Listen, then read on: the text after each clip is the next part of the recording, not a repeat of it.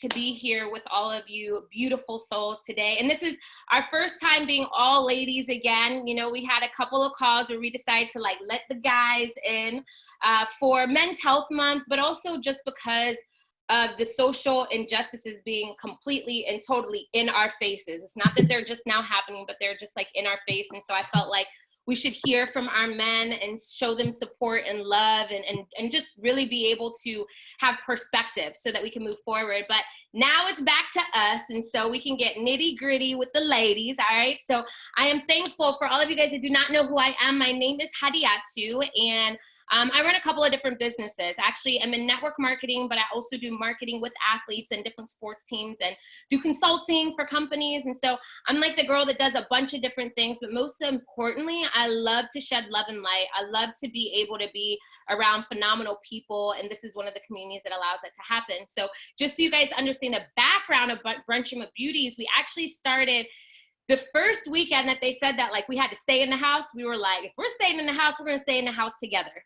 And so we started to just have a Sunday of togetherness where we got to learn from other phenomenal women in the world. And I think it's been great because it's allowed us to celebrate other women. It's allowed us to be inspired and push us forward. And I'm sure you guys have been able to share some love and light to other people in your lives. Now, today I'm excited to have 4 phenomenal women on this call, 4 of them that I know at different levels, but I've also been able to watch them.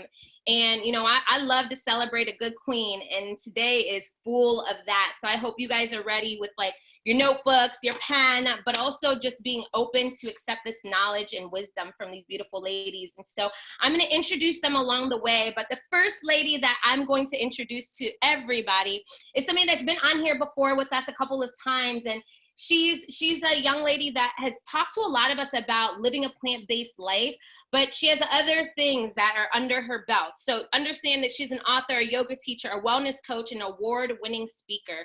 When she speaks, you feel her through the screen, and so it makes it feel like you are best friends with this young lady. Now, she's created a course to help people go from 0 to plant-based. So if you've ever wanted to get yourself there, but you're like, I don't even know what to do, I don't know how to cook the food, I don't know where to go shop, she could get you together for that. And so without further ado, I want to introduce you to our very first speaker that will ground us for this call, Miss Erica Nicholson. Are you there, my love? I am here. Hey, y'all. Hey, honey. Thank you, love. Thank you for this. It's always great to be on this call. So many dope people. So thank you for that. So what I want to talk to you guys about today, before we even begin, one of the things that I know for sure is that you're probably not breathing properly. Right now, you are probably rushing to get on this call. You're like, oh my gosh, this call is going down. I know there's these phenomenal speakers. I need to be on this call. Let me hurry up and log in. Let me just wrap my hair, figure out how I'm gonna look on video. So what I want for all of us to do is just to take 3 deep breaths, just to be present in this moment, okay? So you can close your eyes open, it doesn't really matter. And I just want for you to pause. Take a deep breath in through your nose and exhale through your mouth. Deep inhale and exhale through your mouth. And the last inhale and exhale, I want to be the deepest of the 3. So deep inhale and exhale through your mouth. Hopefully you feel grounded, you feel present. We're all here, you're safe, and all is well. Breathing is a phenomenal self-care hack to help you shift from, and I said this on the last call, the parasympathetic nervous system shifting from the sympathetic nervous system to the parasympathetic nervous system. And just to break it down really easy, when you're stressed, your body will constrict your blood vessels, and it causes you to, it taxes your body. So it can affect your digestive system, it can affect your organs, all kinds of things. So just use breathing to help you to ground yourself if you're coming off of a stressful call, if you're preparing for a stressful call, if you're dealing with your children, or if you're in any situation where you're stressed. driving, stressed out, just take a minute to just breathe and ground. So that's exactly what we're doing. Because what I want to talk to you about today is eating healthy. But of course, eating healthy, the component of that too, if you're stressed out, your body can't digest the food properly. So that's why I'm sharing the breathing technique with you. And I pulled a couple of statistics for you just to show you how real this is. So 41% of women over 20 are obese. 33.6% of women over 20 have high blood pressure, or they're taking some type of medication to prevent them from having high blood pressure. The two leading causes of death for women, heart disease and cancer, right? Now, those two things, research shows, if you've watched What the Health, if you've seen Forks Over Knives, if you haven't, I highly recommend you watch those, as well as The Game Changers, because they will give you some insight into how what you're eating and what you're putting in your body affects the way that you think. It affects your energy levels. It also helps to determine how you just navigate in this world. One of the big things I always tell people, and it's so simple, I say it all the time, just think about your ideal luxury vehicle, whatever it may be, whether it's a Maserati, it's a Mercedes-Benz, or whatever the vehicle is. If you have that vehicle, you're not going to put sugar in your tank voluntarily. You're not going to go outside and put sugar in your tank, not at all. That's just a no-brainer. But oftentimes we put value, we put worth on material things, and we don't put as much value on our physical bodies. Even though your body is the only vehicle you really only live in, right? How many cars have we had? How many homes have we lived in? Your body is the only vehicle that you have. So if you intuitively know, I am not going to do anything to prevent my vehicle from running properly and operating at its best, we have to start thinking about our body in the same way. So I'm interested in knowing, and I'd be interested in seeing in the chat, like how many of you are, let me see, a 1 if you're plant-based, 2 if you're kind of in between, and 3 if you just kind of eat a little bit of everything. And Brittany, thank you, Brittany, because, you know, sometimes we really just have to break things down really simple. I love taking complex ideas and making them simple. So I see some 3s, I see 2s, and that's perfectly fine. I see 2s. Okay, again, my philosophy is, guess what? I used to be in a Chick-fil-A drive-through getting me a chicken sandwich long time ago, you know, over 18 years ago. I used to eat beef and I used to eat pork, but my personal journey has been one of seeing the results of eating healthier, right? So over 20 years ago now, I stopped eating beef and pork, but I was still eating chicken and fish. And with my own family, when we talk about heart disease and cancer being 2 of the leading causes of death with women, and of course, July, I don't know if you're aware, July is Fibroid Awareness Month. And many women, especially women of color, they have fibroids. Many women in my family struggle with fibroids. Many women in my family struggled with high blood pressure. But as a result of me choosing to change my eating habits, I was able to, I don't have high blood pressure. I don't have many of those symptoms. Now, fibroids, I did have fibroids. And at first, what do you hear when you hear somebody get fibroids? Surgery, right? They have to have surgery, and I don't remember the statistic of how many African-American women will have fibroids, but I know that there are over 500,000 surgeries, hysterectomies that are performed on an annual basis. Now, if you go, and now I'm not telling you not to listen to your doctors, I'm just telling you to do your research, because oftentimes if they are making a recommendation for you, it's either to perform surgery or it's medication. They often don't talk about nutrition. And honestly, it's not their fault. It's just not something that they study when they go to school. But if you start doing your research and you see that certain foods feed cancer, certain foods feed fibroids, and understand you have to be gentle with yourself through that process, because while it took you 20 years to get into whatever that condition is, you know, if you've been putting sugar in the tank, you may need to replace the engine, right? You may need to change the gas line because the sugar that's backed up in the gas line, you know, if we're looking at using the car analogy. But I want for you, so Shannon says, her cardiologist suggests plant-based, and a lot of individuals are now coming out to say, hey, plant-based is the way to eat. Now, with the which even with plant-based, you have to understand that there's a healthy plant-based and there's a not so healthy plant-based. And again, there's no judgment because I will eat a plant-based burger in a minute, but I also understand how to balance that with detoxing and eating more greens and eating fruits and doing maybe a 3-day detox. But I know how to do that. And some individuals, you don't know what you don't know, right? So Nay says a friend just had that exact surgery. The hysterectomy surgery, I'm wondering that's what you're talking about. Most women know of someone who's had to have a hysterectomy, a myomectomy, which the myomectomy is where they actually remove the fibroids. But I'm saying all of that, I'm saying all that to say, in many cases, when you go into your gynecologist and have that conversation, if they see that you have fibroids, they will often recommend surgery. But there's research that shows that you can shrink them and you can get rid of them. I'm a living testimony. My gynecologist, she's like, what are you doing different? What's going on? What's going on? I changed the way that I eat. And she refuses to acknowledge it. She refuses to acknowledge that by me changing the way that I eat has had an impact on my health.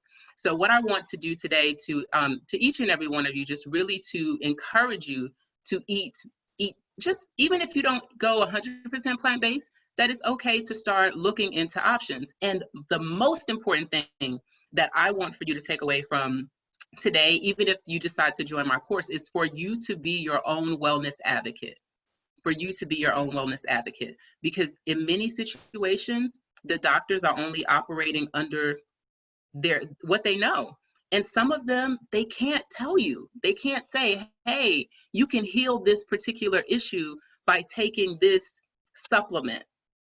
It's just not their area. So talking about with cancer, so the number two ways in which most women in the United States of America, they die, it's heart disease and cancer. So I want to talk to you about how you can actually use supplements and herbal supplements to keep your body strong as well as in addition to the foods that you eat. And so if he says, I would like to know what foods. Okay, perfect. Yeah, I'd love to share that with you. So at a very high level, you think of it as sugar feeds fibroids, alcohol feeds fibroids,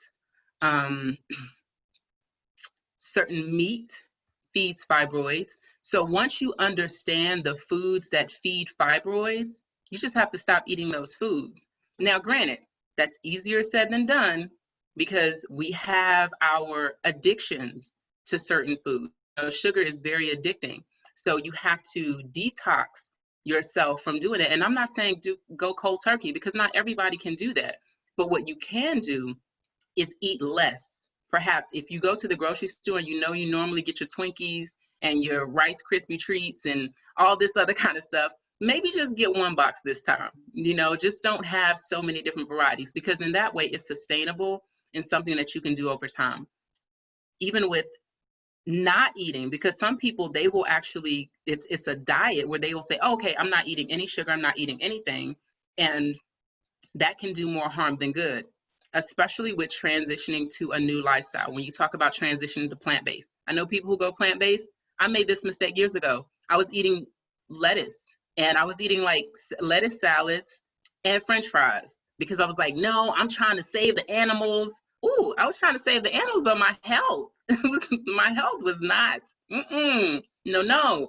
But now I know that, okay, I have to have kale salads because they're rich in nutrients. I know that, okay, I know I need to take some supplements. I take Iris sea moss, which is something that is packed with nutrients and antioxidants and boosts your immune system. I think it was Shannon asked me earlier what I was drinking. I was like, I told her I'm drinking water now, but I was drinking soursop tea earlier. Soursop tea, you can Google the benefits of soursop. Many people have tests, they've said that it helps them with boosting their immune system, but some people use it to help with cancer. And I would lead you to do your own research on that. Soursop leaves, and this is actually what they look like because I wanted to show you guys in the package. So they're dry soursop leaves. And what you would do is just take like 2 or maybe like 3 of them, put them in a pot of water, maybe like 8 ounces, maybe 2 cups of water, and just allow them to boil just as you would if you were steeping tea. And let it steep. It will turn like a light brown and you drink it. And I tend to have more herbal teas than I do drinking anything else. Like I don't drink sodas. I'm more waters and herbal teas because again, for me, it's about my health and wellness. But does anybody have any questions? Goodness. I'm thinking, okay, so first of all, I did not know that July was Fibroid Awareness Month, which is helpful to know that because I do have a ton of friends that are fighting with that. And I have told them to have a plant-based lifestyle, but I was just saying that because I was plant-based fixes everything. I know it doesn't, but I was like, it fixes it. So knowing the different things that feed it is definitely huge for me to know. So let's say somebody's on here right now and they're like, I love meat. Like you're telling me plant-based, and that sounds cool for you, lady, but I love meat. So what would you say would be like the easiest transition to cut it out, like to not have it as much? Because not everybody will go plant-based, but for those that are like, I kind of want to stair step my way into it. So, and I see I'm about to get some, I'm about to get some echinacea, soursop tea, oil of oregano after I get off this call, because I'm like, what is going on? Excuse me, we don't do that. So if someone is wanting to transition to plant-based and they love their meat, I would say, don't worry about quitting cold turkey. Slowly transition things out of your diet. Beef and pork, that would be the first things to go for me. And if you're doing like your chicken and fish, that's perfectly okay. I even tell people who are in my program, I would rather you eat something than to starve yourself. So if you normally do like a spaghetti, you can use like Beyond Meat as opposed to ground beef.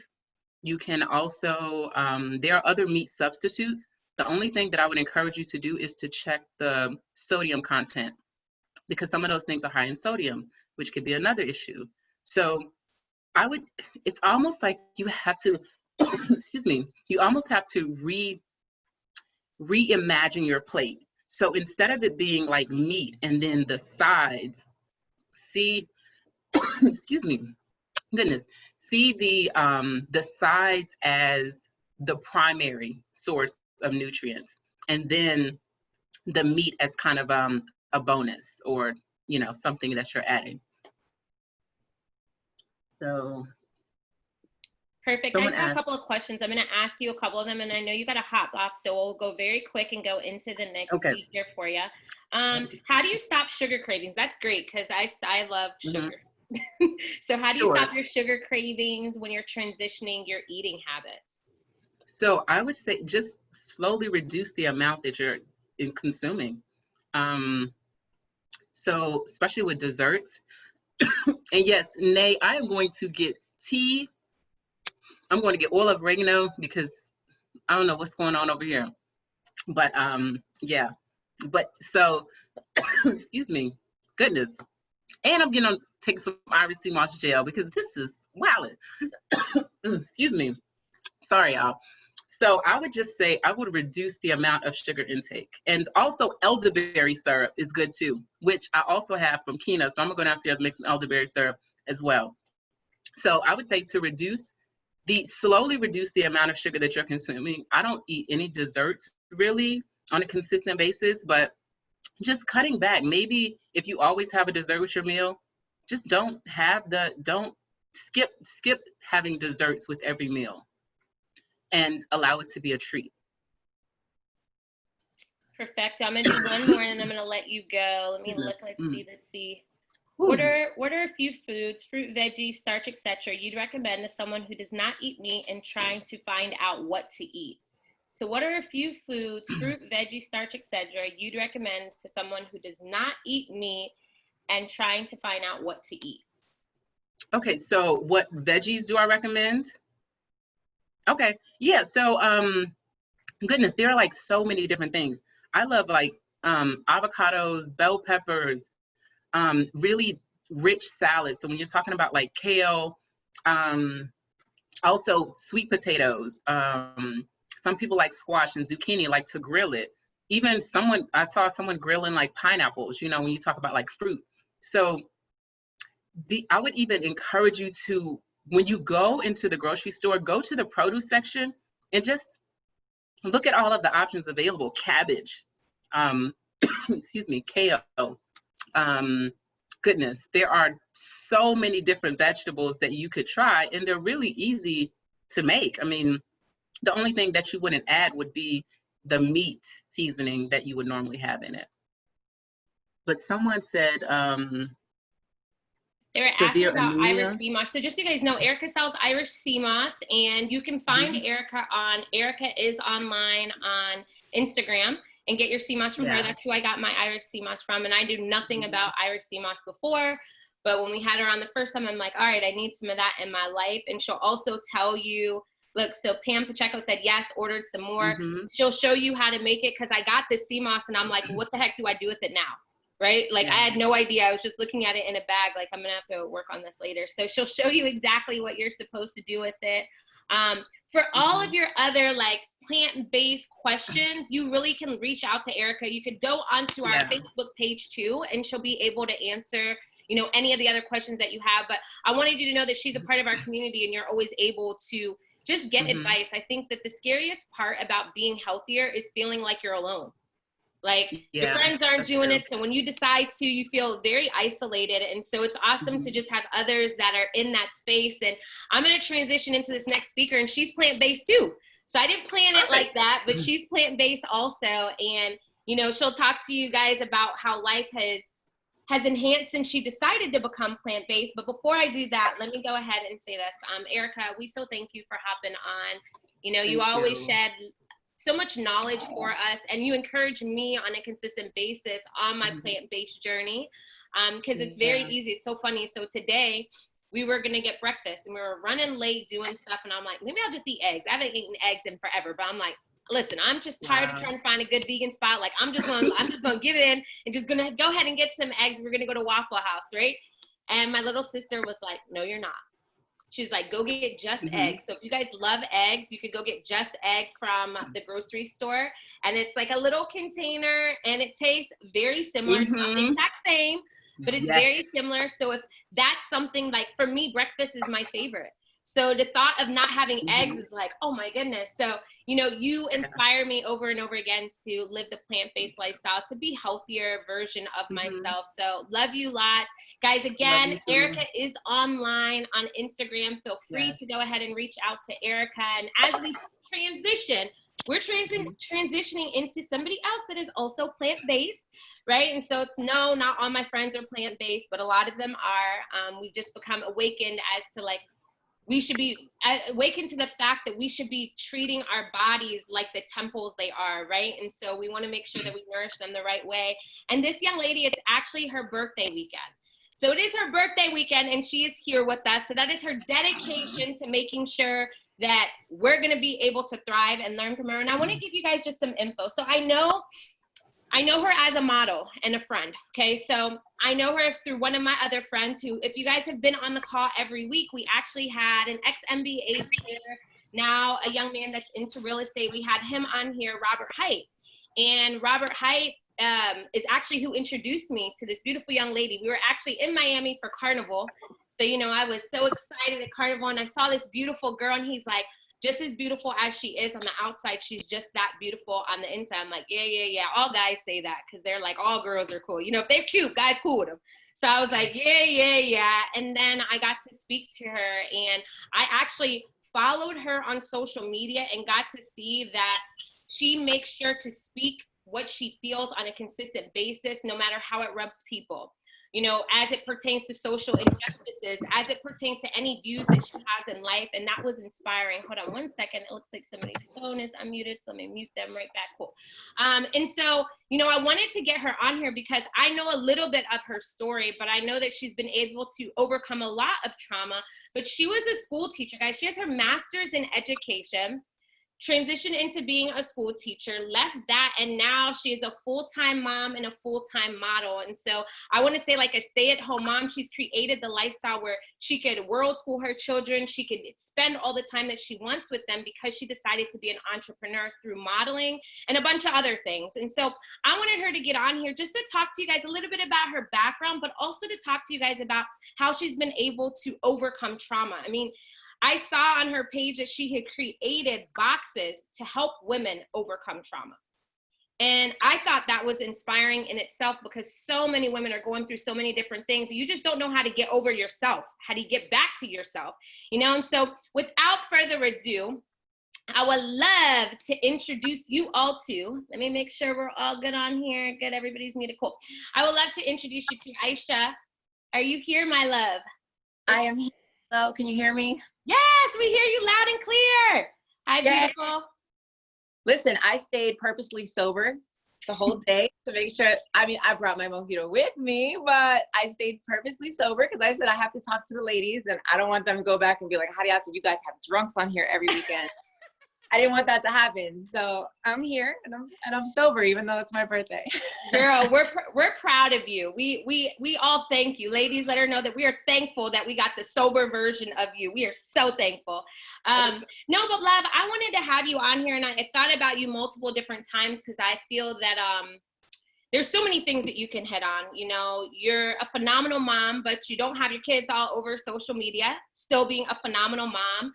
Yeah. You left, you know, a typical lifestyle of clocking in, decided to create your own lane, have been able to flourish abundantly, and then you always are speaking to women on a continuous basis about empowerment and loving themselves inside and out. And so that's why we got you on here, girl. So shed some light onto the women on this call and let them know a little bit about you. Well, yes, my master's is in education. So I started teaching. I finished my master's when I was 22.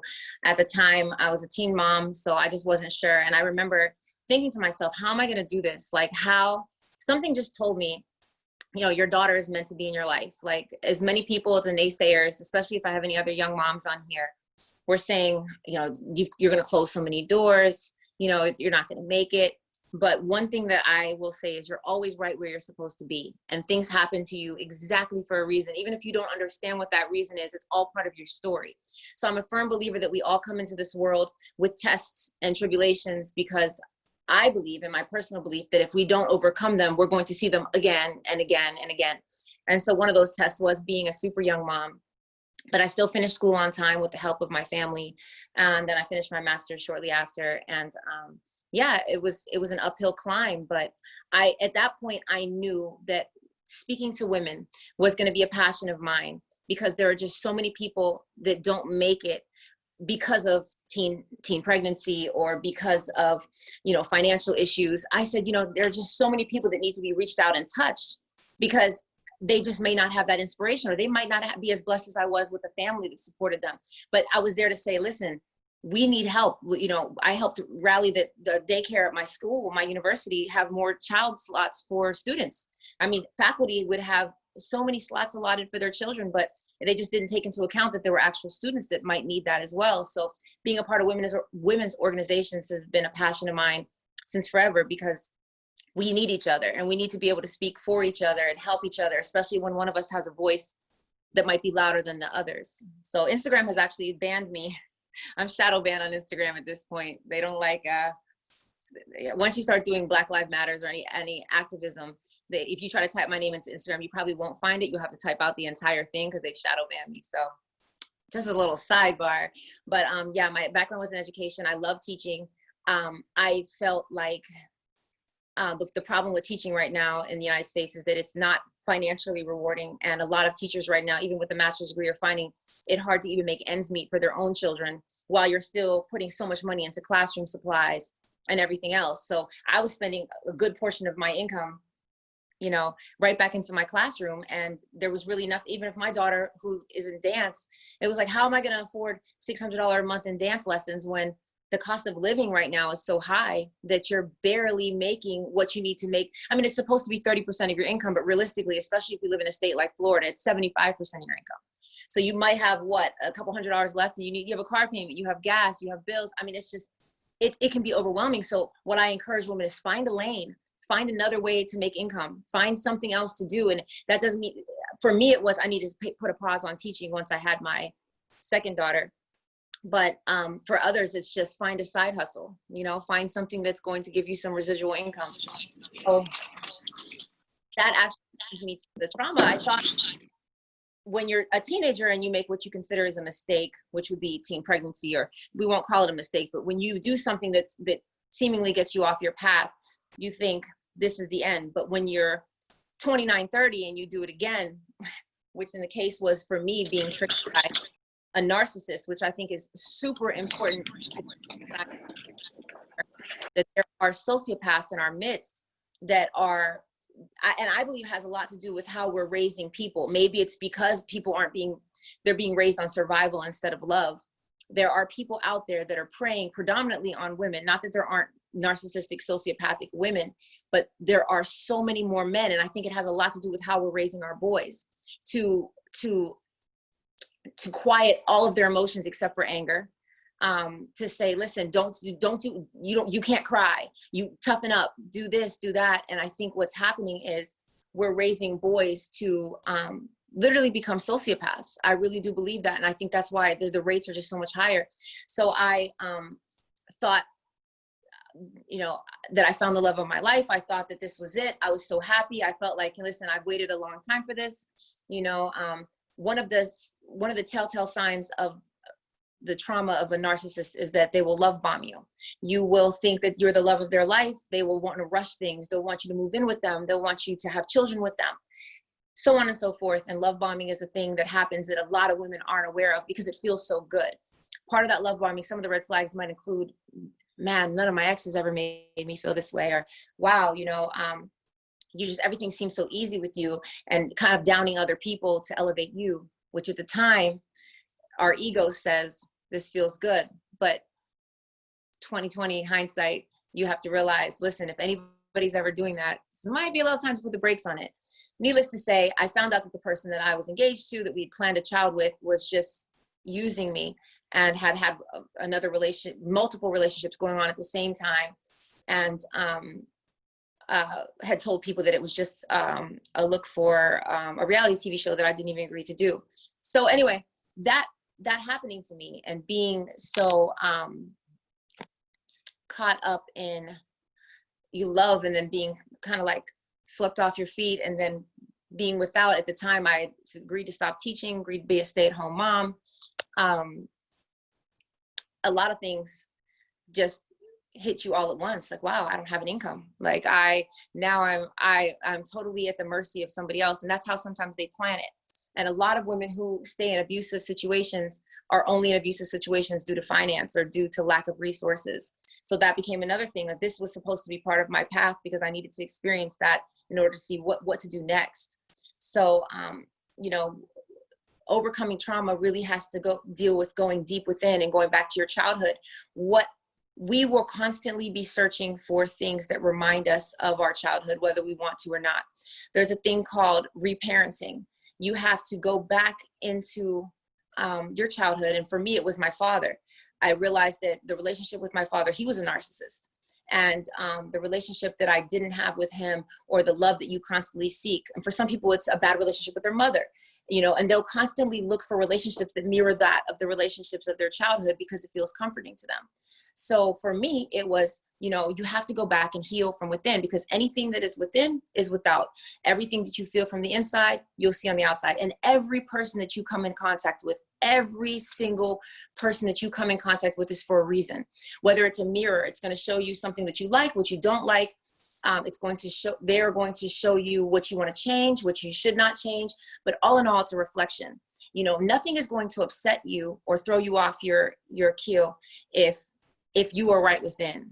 It's like someone calls you a hoe. You're not going to be upset by that if you're not a hoe. If you don't, and I mean that as in, like, don't answer to something that's not your name. So I literally realized that I drew this person to me. Probably my neediness for a family, my wanting to think, wow, I'm going to be 30, like this might be it for me. And so these people will mirror you. This person told me that they had the same degrees as me. You don't think that people are going to lie about stuff like that. You have a master's. Oh, I have a master's. Oh, no way. You do. I do yoga. Shut up. Like, none of it ended up being true. But they mirror you, because when people mirror you, you're automatically comforted by something that seems just like you. It's just who we are as humans. Like, if it seems like you, you're used to you, and that feels good to you. And a lot of people use that as a trick to make you feel comfortable, to make you fall for them. And I mean, all in all, it was I mean, it was in the media, it was so bad, and it was humiliating. It was humiliating because A, I was really, really proud of what I had built with that person, and I really, truly loved them. B, I loved who their representative was. B, I couldn't believe that I could be tricked and fall for something that, and not be a teen, you know? So that was the other part of it, like, wow. And then you go through the motions. But one thing I learned for sure about overcoming trauma is you have to lean into the pain, whether it's a loss, a death, a job loss that you didn't get, you have to lean into the pain. You can't go around it and you can't go under it. You literally have to go through it. You have to become familiar with pain to the point where it hurts so bad you can't escape it. Like anything else, you have to embrace that pain because the pain is talking to you. It's teaching you. If you're open to it, you will learn from your pain. And as painful as that is, you're going to thank that pain in the end. Absolutely. In the end of it, although it's very hard to see, in the end, you look back and you say, I'm so grateful for this experience. I thank the universe for this. I thank God for this experience because this experience taught me something that I would not have been able to learn. And guess what? The universe is going to keep on giving you the same, whether it's going to be in the form of a different person, a different experience. The universe is going to keep giving you the same things because you have to then show the universe you want something different. You can't just pray for it. You can't just say it.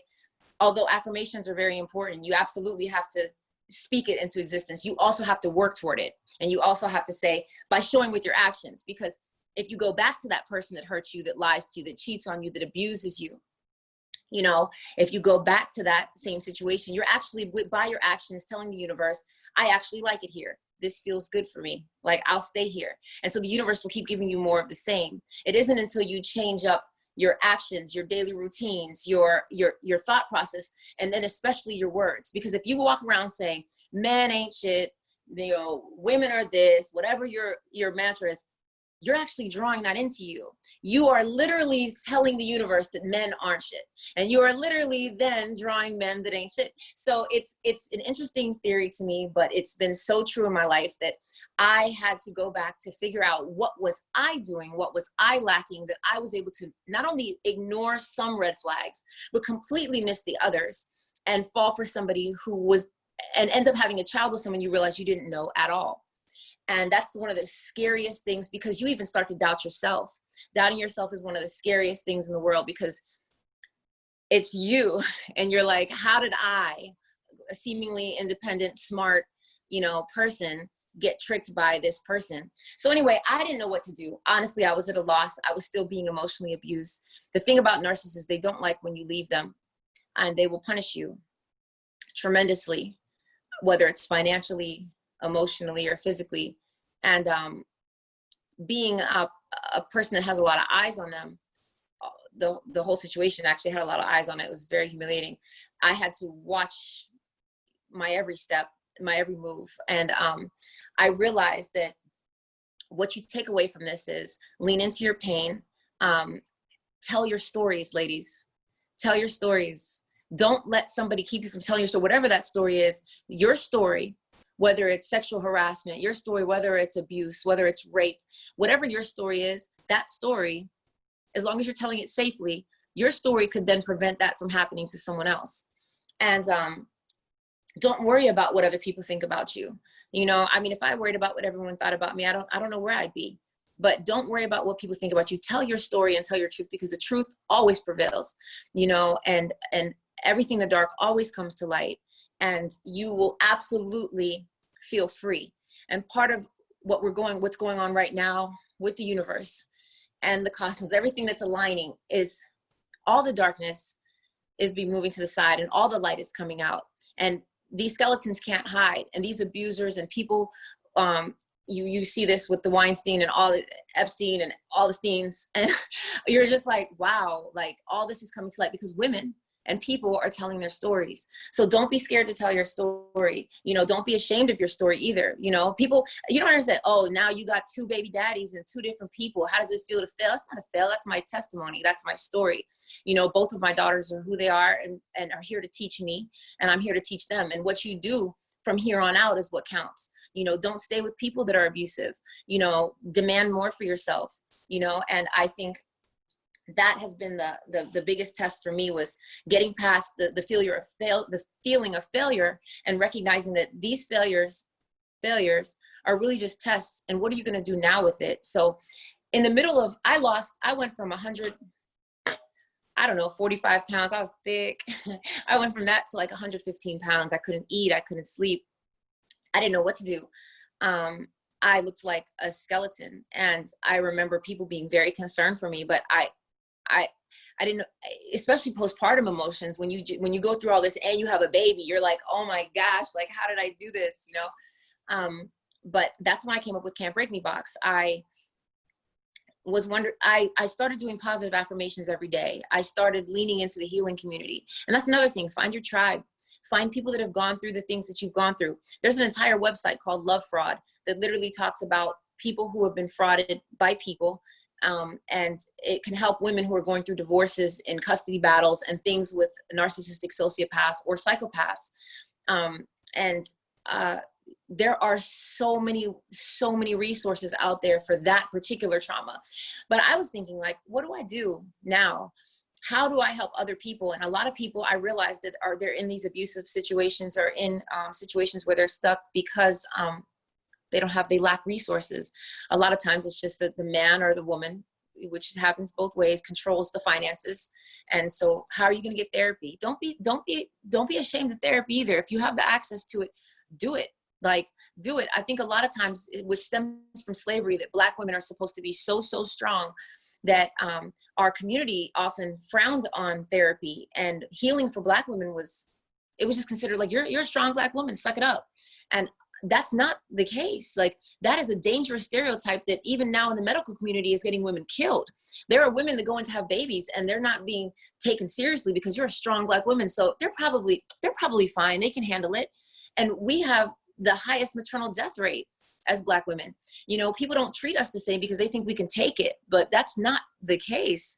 Although we are very, very strong, we're still human first, you know, and we have to stand up for ourselves, and we have to advocate for our own mental well-being and physical well-being. And so you got to find your tribe. You have to, you know, Can't Break Me Box was an idea of mine, which was put together the resources that you used during your healing journey and put them together to gift them to women who can't afford them, which some people do. They'll donate a box to someone else, and the box is curated with flashcards for positive affirmation. And well, one is for just healing, and one would be healing from a narcissist, because it's totally different. Healing from the relationship with narcissist means your whole life as you knew it was nothing like you thought it was. A regular breakup, even from a jerk, is just like, dang, we had some good times, but it sucked. But breaking up with a narcissist is, oh my God, I never knew them. This was my best friend. It's a death, because you have to literally bury the person you thought you knew, realize you didn't know them at all, reintroduce yourself to this new person, and God forbid you still have any ties with them, because now you're going to have to figure out how to do that. So I was like, how do I do this? And it gave me a project too. I think having something to work on kept me going, because I can't lie, as someone with a history with depression, which I absolutely speak about publicly, I was almost suicidal at that point. The only thing that kept me from killing myself, honestly, was my children. And it wasn't over a man. It was just it was the postpartum depression, anxiety more so. And then the overwhelming thoughts of, this is nothing like I knew. And I'm not ashamed to say that, as someone who's dealt with clinical depression, you know, that you're more susceptible to postpartum feelings of anxiety and depression than a person who doesn't deal with clinical depression. So, but yeah, putting together a box that really did help me. And then getting back on my feet after my daughter was old enough to go back to school, start school, which I didn't want her to start until she was almost 2. I was able to start modeling again and making enough income, which is like double what you make as a teacher, which is just ridiculous, because okay, you look nice in some clothes doesn't mean that you should be paid more than the people that are actually taking care of our children. So yeah, I mean, that is pretty much it. A gratitude journal is really important to keep when you're going through trauma, because you have to remind yourself that it's not all bad. It's just a bad time. You don't have a bad life. It's just a bad moment in time. So that's also important, I believe, especially for all women, not just Black women. We have to keep reminding ourselves of the good all the time, and make sure that we're doing our positive affirmations. I am strong. I am capable. You know, I am important. You know, my place here on earth is valuable. So yeah, it's super important for me to still tell my story. You know, it's a vulnerable position though, because the blogs love to write about me in a negative way or laugh. A lot of people would laugh like, aha, she thought she was so perfect and look what happened to her. And that's why she was getting cheated on the whole time. And you have to learn how to block out the noise too. It's very important to block out the noise. Most people aren't going to know you. Some of those people aren't going to like you, and a very few people are going to support you. But, you know, focus on your supporters and focus on the people that you can impact in a positive way. And so, I mean, that's about it so far, unless anybody has any questions. I mean, I also am a vegan. I'm a vegan that drinks mojitos. But I was going to add that the sugar, when I heard the last thing about sugar, one of the things about sugar is an addiction. It lights up the same spots in your brain as cocaine. So one of the things about an addiction is you have to stop doing it. And I believe it's 30 to 90 days or something. But if you can cut out sugar, if you're really addicted and like I'm not a sugar person at all. But if you really are addicted, sugar's in everything. It's in bread. They put it in baby formula. It's in everything. But if you are here for the plant-based talk, which would be a whole different discussion for me. I've been a vegan for 11 years, 12 years. But if you can cut out sugar, you can actually train your brain to not crave it anymore. So that's the thing. You just have to cut it cold turkey for a while. So that is great. Aisha, I took a ton of different notes, and first of all, you know, I haven't had to say that I've been in a narcissistic relationship, but I actually have a friend that was, and you gave me perspective as to what she went through. And I didn't understand it, because when she would be explaining it to me, I really was looking at her like, girl, you crazy. Yeah. But I mean, that's why stories are so powerful for all of us, is so that we can understand where other people are coming from. And I think that that's what we lack sometimes, and it forces us to not be as empathetic to our friends as we should, you know? And so that gave me perspective. I love that there is a whole website called Love Fraud, because I'm sure I'll run into one of my friends that might use that resource. So make sure, ladies, you have the different resources that are there. But I'm going to say there's a couple of things that stuck out the most. You took ownership of why you were in that place. And in our lives, we go through so many different things, and it's so easy to blame somebody else. It's so easy to be mad at God because we're here. Instead of saying, I attracted this and I got to own up to it so that I can get over it. And you said that you gotta face it, you know? And that's what I feel like us as women, like it's so easy for us to be like, I mean, that's why that happened. It's not because of me, it's because of that. But if that keeps happening, it's you, boo. It's you. And so it's a wake-up call for all of us. And your Can't Break Me box is something that, you know, I definitely want to learn more about, because I know that there's some of my friends that I would love to just send a Can't Break Me box to them. And sometimes it's not just based on a romantic relationship. It could be. Oh, no, absolutely. Yeah, no. A boss, a coworker. You know, you run into people who are they're lacking empathy, and you almost don't even understand. There's something missing in their eyes if you look closely, if you read energy.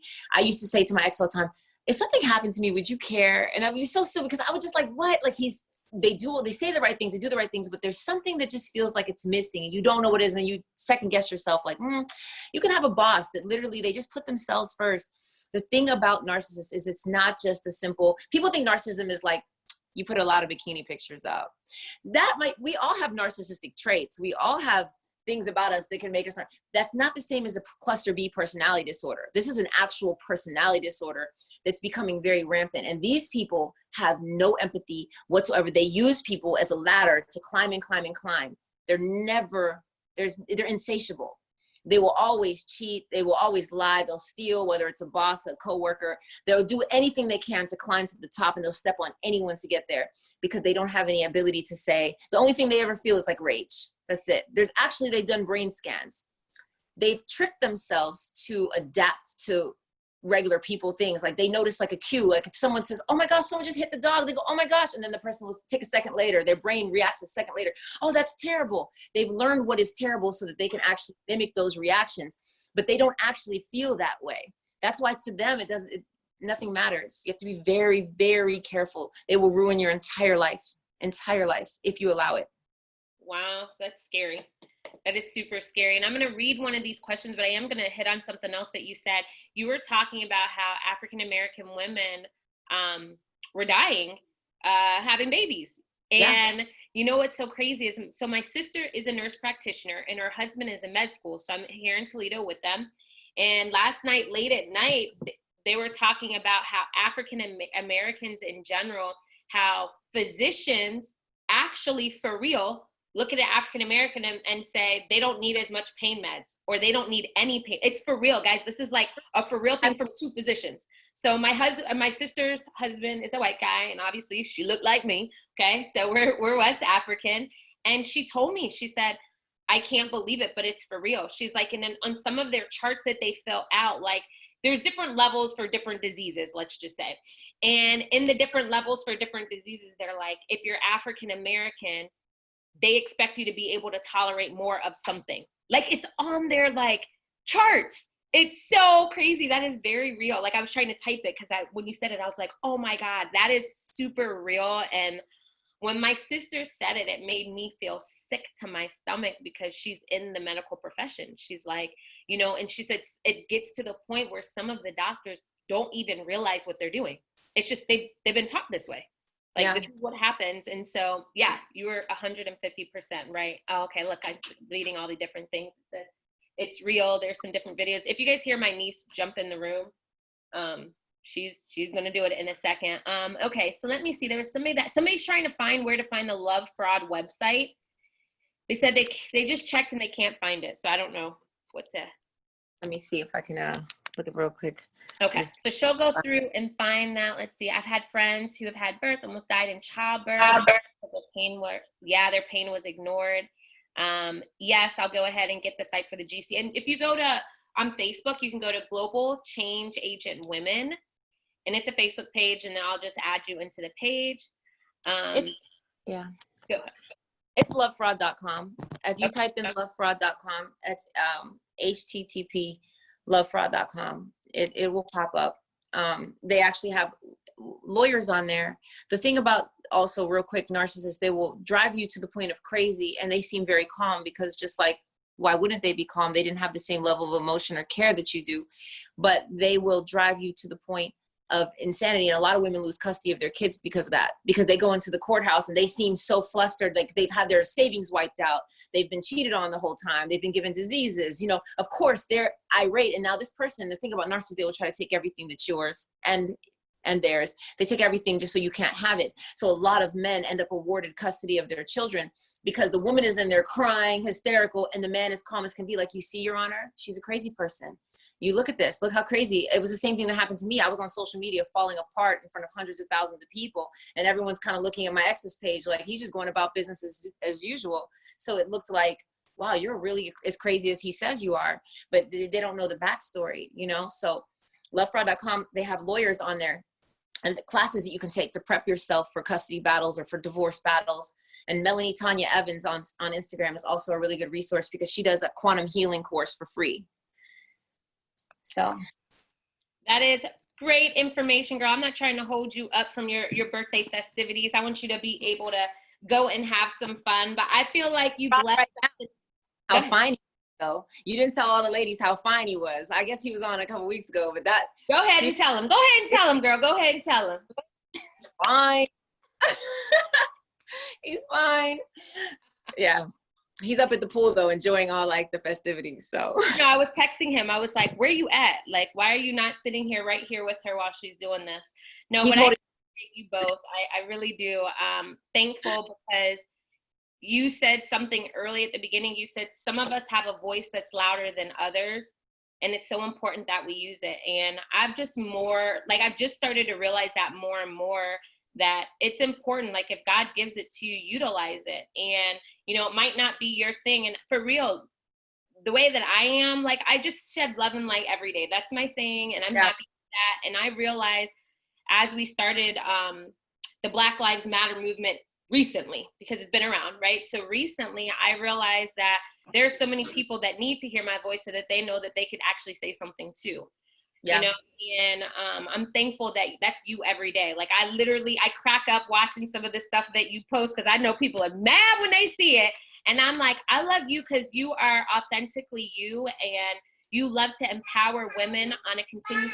Okay, hold on, come here. You say hi? She's like, Well, say hi to everybody on the screen really quick. Say hi. Okay, so there's Addie. Okay, go ahead and go. Leave. Close the door. Bye. Bye, girl. See you later. Close that door. See you later. Okay. All right, she's out of here. No, but I appreciate that about you over and over again. Guys, you can, I just now put Aisha on the chat, so you can find her on Instagram. And if you need to type it in, scroll down. I think I had to do it, and I scrolled down like the 6th person or something like that to be able to find you. That and band. It's a real shadow band. Like there's someone that started a fan page, and that comes up before my actual name. And if you try to send a message, you'll have to type the whole name out because Instagram says I'm a restricted account. So go on there and find this queen. You know, let us know how we can support with the Can't Break Me box. I definitely want to be able to get one. Stuff, but I will be on that in the next week. I have to restock flashcards and restock some stuff in the boxes. But yeah, if there's anybody that you know that absolutely needs one, and you know, let me know, because I can send them one, because people will donate the cost of a box, which then allows me to send them to people who are in need. For sure. So. And I'll definitely be one of those that will donate on a consistent basis. For sure. I want to be a part of that and help as many people as possible. And next time I come to Miami, I will see you, girl. Yep, you will, for sure. And I'll definitely save you. Oh, you know. I don't drink. So save me a virgin one. Yes. Oh, yeah. Well, I'll give you a virgin. Yours. I'll drink yours, girl. Okay. Thank you. Thank you. See how sharing is caring. We appreciate you. Thank you, girl. Go have fun for your birthday. We love you and we appreciate you. Bye, girl. So guys, we're gonna, before we transition to this next speaker, I'm gonna do this really quick. You know, I like to do my gratitude, and I like to make sure that, you know, I love that Aisha talked about having a gratitude journal. Well, every time on this call, we make sure that we write out 5 things that we're grateful for. And so before we go into this next section, that's exactly what's going to happen. We're all going to sit here, write 5 things. I'm going to call a couple of people out. Listen, if you don't answer when I call you out, we beefing. So 5 things that you are grateful for today. Not even just every single day, but today, write down 5 things that you are grateful for. We'll discuss them and we'll go into our next phenomenal speaker.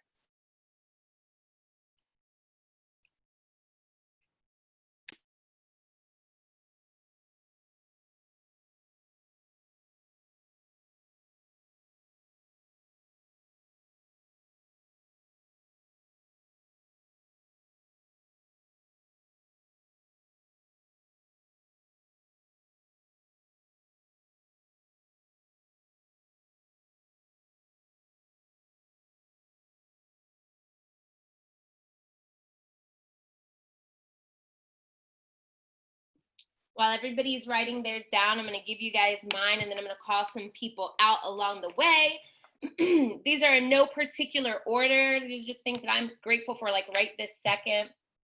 So keep writing your stuff down, guys. You don't have to be done yet. Brunching with Beauties. So grateful for this platform. Like it literally, I get something different from every single call, and I never know how the call is going to go. Like I have no idea what everybody's going to particularly talk about, but I find something that I needed for the day. So I'm so thankful, you know, that this was put on my heart for us to have this. So Brunching with Beauties, love and family, 2 things that I feel are so important in life. Number 3, my crazy niece, like beats me up all day. Like she's got like I told her she could be bipolar because she's kissing my face one minute, the next she's beating me up. So my niece, time freedom. And, you know, that definitely comes because I did what Aisha said. She said, you have to diversify your income. And that is so important. And it's important for you to have multiple streams. And thank God for our home-based business that has allowed that to happen and allows me to say, I might just stay here for a week with my family if I want to. And last but not least, my network. And the network includes all of you beautiful ladies on here. And then the speakers that are always speaking on these calls. And I'm just grateful because most people couldn't find different people that have backgrounds like they have that are in their network. But, you know, God has put me in different places. My friends have introduced me to different people. And, you know, I've made sure I didn't burn any bridges along the way. And so that is my 5. Let me see who I want to call out on here. I'm going to look and see who do I want to call out. Yes, Crystal, come on. Yes, Crystal, give it to me. You already knew what was up. Don't try to put your head down. Don't you try to put the head down. Let me see, Crystal, tell me. Okay, so my first one I put definitely. I can't really hear you. Can everybody hear her? Oh, wait, my Bluetooth. Hold on. Okay. Can you hear me? Girl, I hear you better now. Go ahead. Okay, sorry, I forgot I'm on my speaker because I was listening through the house. But I woke today. I'm very thankful for my soundness of mind, because I know a lot of times I have issues or clouded judgment, or I'm a busybody, but I've been calm enough to just think clearly, calmly, and that's something I've been working on for at least 5 years. Loving myself completely. This group, oh my God, just looking at the little toxic things that I was having with myself and just pointing out the things I needed to correct with myself. This group has helped so much. Having really great energy, having fun with my son, even though it was 90 degrees, we was out there cutting grass with brunching with beauties, and still having my income. Like, I can still take care of my family, still be, having fun and just living life. So I appreciate all of that today. Thank Don't you, call me no more, Crystal. Hadi. Thank you, girl. That was good. Thank you, Crystal. Thank you for sharing. Tyra, hop on here, love bug. Tell me what you're grateful for today. Hey everybody. First and foremost, I'm grateful for you. So if you're talking, why can't I hear you? Oh. Can you hear me now? Yeah, I was like, I kept Okay. hearing you when you were unmuting yourself before, but I can't hear you now. Okay, go ahead. I had the same thing as Crystal. I was hooked up to my Bluetooth. Okay. All right, but I'm definitely grateful for this space with you ladies, being able to talk, being able to listen, to learn and share experiences. So definitely grateful for that. I'm grateful for kayaks. I actually went kayaking today. It's my second time going. First time I went earlier this week. So I'm really grateful for that experience today. It was nice and peaceful, hot. But yeah, I'm grateful for that experience. I'm grateful for love, and I'm grateful for plants and herbs. And I know that Erica was speaking on that earlier, and I actually was at the herbal store when she was speaking on that. So I'm grateful for those things and those experiences and all of you guys. So I think I was 5. Yep, you did your 5. Okay. Everybody's trying to turn their cameras off because they know when the camera's on, I might call on you. Don't find one of y'all with your cameras off and call you. So don't try to feel like you're getting out of here. I feel like I saw Miss Pam Pacheco on here. Let me see if she's still here. If she is, yeah, Miss Pam. What up, Hadi? You know I was gonna call on you. Go ahead. I already know. 5 things you're grateful for, love. I'm grateful for God. I'm grateful for life. I'm grateful for love. I'm grateful for passion, for strength. I'm grateful for family and friends. Definitely grateful for you. Thank you for being who you are, whose you are. Thank you for this platform. Thank you for just always forcing not only me, but everybody that comes around you to just search within themselves for their level of greatness and allowing us all to level up in every area of life. Absolutely, Lord, love you. Thank you, thank you, thank you. Love you, girl. Thank you. Love you more. And then we're gonna do last one. Ife, girl, come on and give it to us. Give us your 5. Okay, so I'm grateful for a roof over my head, especially during these times, and a steady income. I'm grateful for Brunching with Beauties because this is actually my first time hearing of it. I just kind of logged on a whim. I needed something positive to start off my day, and I said, oh, this looks cool. So I'm just getting to connect and a lot of great information. I'm grateful that I got to wake up and sit on my terrace and drink my tea and stare at the water. That helps with my anxiety. So the fact that I even have a terrace to go outside and just sit and I don't actually have to go anywhere, I'm grateful for that. And I'm grateful for my family. Those are phenomenal, and I'm thankful that you hopped on here. We do it every Sunday. It's like, I think 16 weeks strong, and so you could always hop in and hop out. We really just want to be able to give each other a space where we know that we can level up on a higher space, whether it's emotionally or financially. And really that leads into our next speaker, because I would say that she's a queen of leveling up. I literally met her through my best friend. My best friend's husband is best friends with her husband. That was a lot of best friends, right? But again, you know, I believe that like attracts like. I believe that if I ever see a queen, like I recognize a queen, I'm like, I don't know how we gonna like do what we do, but we're gonna do something together. And I've watched her flourish, not from her physical capacity. Like I was just watching her and her husband's videos, which if you go on their pages, it'll make you second guess your whole life. Like, what am I doing wrong? How are they doing this? And I can't, like, it really does that to you. I know that's not what they mean to do, but that's what happens. But I've been able to watch her grow within her relationship as a businesswoman. I watched her, you know, have a passion project. And that is huge. When you have something that you create because your soul tells you to do so, the only thing that it can do is grow. And, you know, they say the two most important days in your life are the day that you're born and the day that you figure out why you're here. And I believe that she knows exactly why she's here, and she's using her powerful voice to let us see that. And so she's actually an Olympian, guys. Like, that is absolutely amazing. A phenomenal wife, a phenomenal mother, and motivation, inspiration. If you follow her on Instagram, she's consistently doing lives with other powerful people in the world. So she's connected, you know, from a business standpoint, but she understands why she is put here and has a purpose behind it. And so I felt like, because she is a track star, I felt like she should be able to share with us a track way to success. What does it take for us to be successful in life? And so without further ado, I would love to introduce you to Miss Mechelle Lewis Freeman.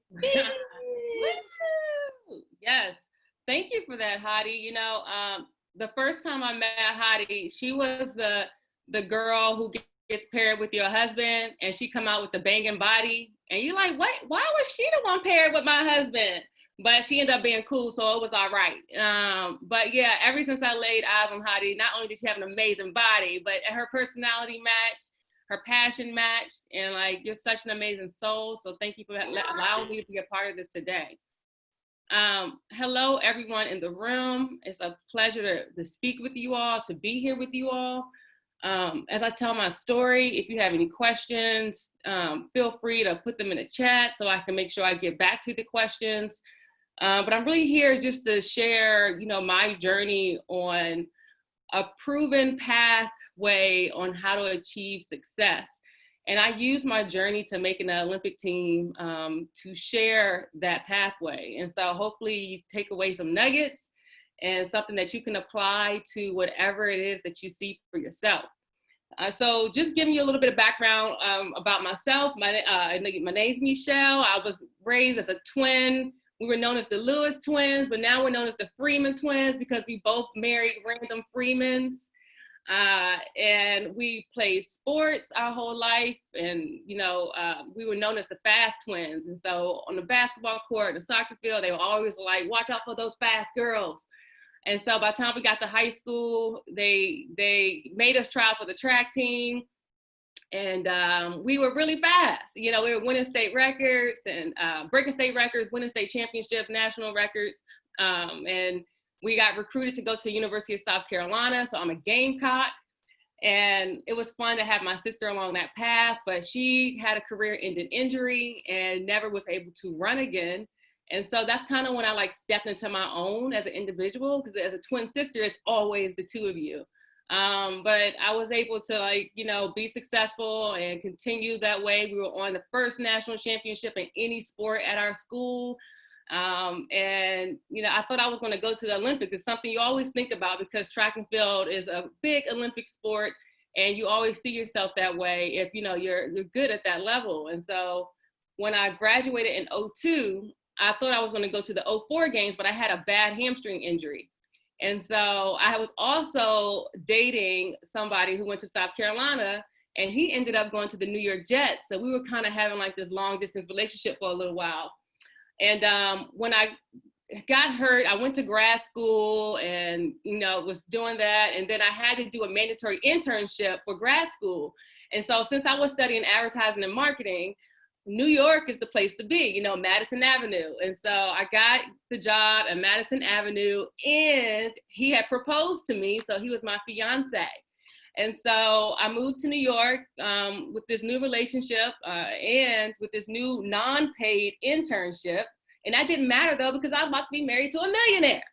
So I was good. So as far as I thought. But 2 weeks after moving to New York, we broke up. And so all of a sudden, but you know how that goes, long distance, you know, he was like, oh, this is great. But when I was there every day and I was seeing everything, like Aisha was telling us a lot of stories that I'm like, I relate. We broke up 2 weeks later. So keep in mind, I was doing that non-paid internship, but it was with the top ad agency in the US. And so I could not just turn away that opportunity. So my mom tried to get me to come home. And I was like, no, I can't, I gotta graduate. And so, you know, she supported me, but I ended up moving into a hotel in Secaucus, New Jersey. And, you know, I did, of course, get him to pay for that.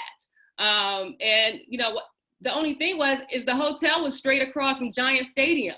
So like, I was now seeing like the Sunday traffic that I used to be in every week. I was like watching it out my window. And then I realized I was just waking up in the city. Like I was living in Long Island before, and now I'm in New York City, Secaucus. No friends, no family, and like the concrete jungle, and just looking at this traffic every Sunday in this hotel at the extended stay, like what happened to my life? And so just like that, everything was flipped upside down. And I remember that moment of isolation, and it was just me, and it was like God put me in the middle of like the wilderness and like put just me and him. And so when I felt like I didn't have nobody, that's when my relationship with God had gotten to a level where I felt like he was like there with me. Like I could talk to him and we had a relationship, and he was talking back to me. He was talking back to me through scripture or prayer. Like I could really feel him. So even though I was alone and I was grieving, like going to dinner by myself and crying, eating ramen, y'all, like going to the clubs. I was going to the clubs by myself, like just going by myself, just doing everything by myself. And like what Aisha was saying, like you just go through it each day. You just keep going through it, and you just keep going through it, because it was times when I would wake up in that hotel and I would be like, you know, I just want to go to sleep, you know, and you didn't even want to like be awake to like face what you were going through. But I didn't know, like, you know, he was giving me so much that in scripture that I just didn't know, you know, how big it was. So, you know, I through the internship, they offered me the job. I decided to stay there. And so, you know, New York life was great. I made friends. I moved to Brooklyn. I was thriving. And so now I started thinking about running again. My friends were still competing that I ran with in college. They were making an Olympic team in 2004. So I'm like, okay, well, let me just start running again and see what I have. At this point, I had not run in 4 years. The last time I ran was 2002. It was now 2006. And so I started training again and started realizing, like, you know, I still have passion. My body is feeling good. Like, what if I really try to make this Olympic team? I had 2 years. And so I tell people, like, first step on this pathway is like, when you start to really have this vision for yourself, one, are you like really invested in it? And the way you kind of measure that is you can look around and say, do I have anything to lose? Okay. And when you ask yourself that question, if it's no, then are you really invested in that? And so I always say, start with investing in the vision, like have the vision, but now it's time to like put the work in and go to action item steps, you know? And so when I started seeing myself at the Olympic Games in 2 years, I was like, okay, well, what really has to happen? And so, you know, I tell people that next step is like, check your environment. And like, when you look around, like, are you surrounded with the best that's going to inspire you to be your best, whether that's people or places? And when I was looking around in New York, it was great for advertising, but it wasn't great for me to make an Olympic team. Like, it wasn't the Olympic caliber coach or the people who I was training with and the environment of like what it takes to make an Olympic team. I wasn't in that place. So once you check yourself, now it's time to make those adjustments. And so I went into my boss's office and I sat down with her and I was like, hey, I'm about to quit my job to make this Olympic team in 2 years. And so she was like, yo, Mechelle, like, are you sure you want to do this? Like, it's such a great job. I just want to make sure, like, you're trying to make this Olympic team. Like, how real is that? And so I'm like, I know I'm really fast. Like, I know I can do it. And again, you got to keep in mind that differentiator was my faith. Like, in that time of being in that wilderness over the last like year or so, when I went through that breakup and then just making it and surviving on my own and like now being in such a great place, I realized my power. And then I realized that I could hold God accountable to his word. Like, you said what you said, so I'm gonna hold you accountable. And I was strong enough to be able to do that at that point. And so I told my mom, I said, hey, Mom, I'm about to quit my job. And so she's like, are you crazy? But I was like, I needed money because I was about to quit my job. So in the Olympics, like when you train for the Olympics, you have to have sponsors and things like that. But nobody was checking for me because I hadn't run in 4 years. So my mom needed to be my sponsor. And so after some convincing, she was like, all right, I'll support you. And so I quit my job. And when I did that check, I decided to go with the Olympic coach in a training group in North Carolina. And so I left New York City and I moved to North Carolina. And then this is where the work had to go in. You went from happy hours, magazine parties on Tuesday nights, hanging out with the girls, to all of a sudden, it's like, it's a full committed, discipline is on level 1,000. So once you check your environment and now you put yourself in that place, you got the people, you got the place, now here comes the work. So step 3 is about going all in. It's the discipline, the level of commitment is no compromising. Every day you wake up, this is your intention. So the choices you make are either going to put you forward on that path or they're going to put you backwards. It's no neutral ground. So every day those choices matter. So when I woke up in the morning, I knew exactly how many grams of protein I had to take. I knew exactly what my pill supplementation was. And it was never a question of if I was taking it. It's never a question. It's always, I'm doing this.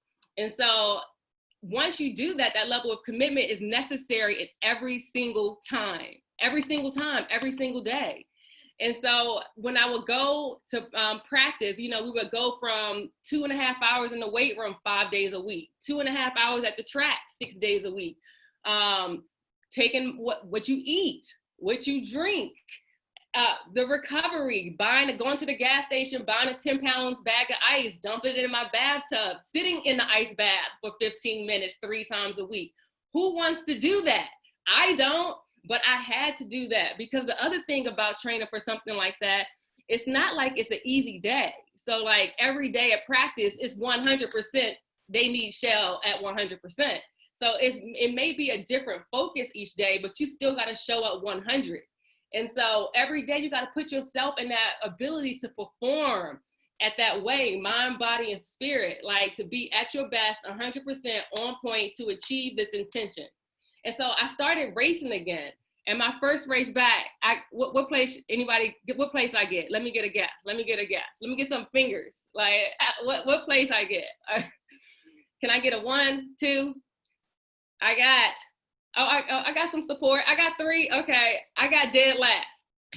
So that was 8th place. So I come back, y'all. I'm like, all right, I'm about to be this Olympian. I'm about to do this. Come across the line dead last. So I'm like, yo, I just got last. And how am I going to make an Olympic team in less than 2 years? And I can't even beat the girls in my city. And so I'm doubting myself. Your mom called hey, how did everything go? And it's oh yeah, it was cool. Because if you panic, she panicking and she paying my bills. And so, I just had to keep going through that moment. So the next thing I tell people is what Aisha was telling too, is what are you telling yourself every day, mentally? And so for me, I used to have this Muhammad Ali poster and it said, impossible is nothing.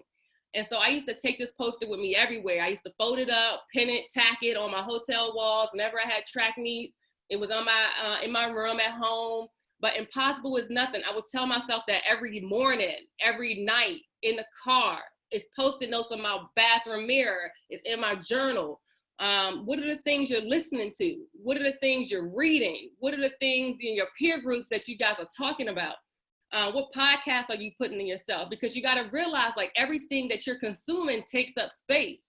And so if you got to make sure that everything that's taking up space is aligned to where you want to go. Because if it's something that's not aligned to where you want to go, it's still taking up space.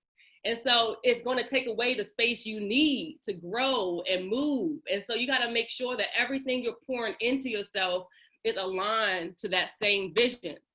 And, I started, it was this big track meet, in USA championships, the first time I'm testing my abilities to race real women. So I have Allison Felix, Lauren Williams, Carmelita Jeter, all these top females in the world, and they were in my heat. I drew the hardest heat that day.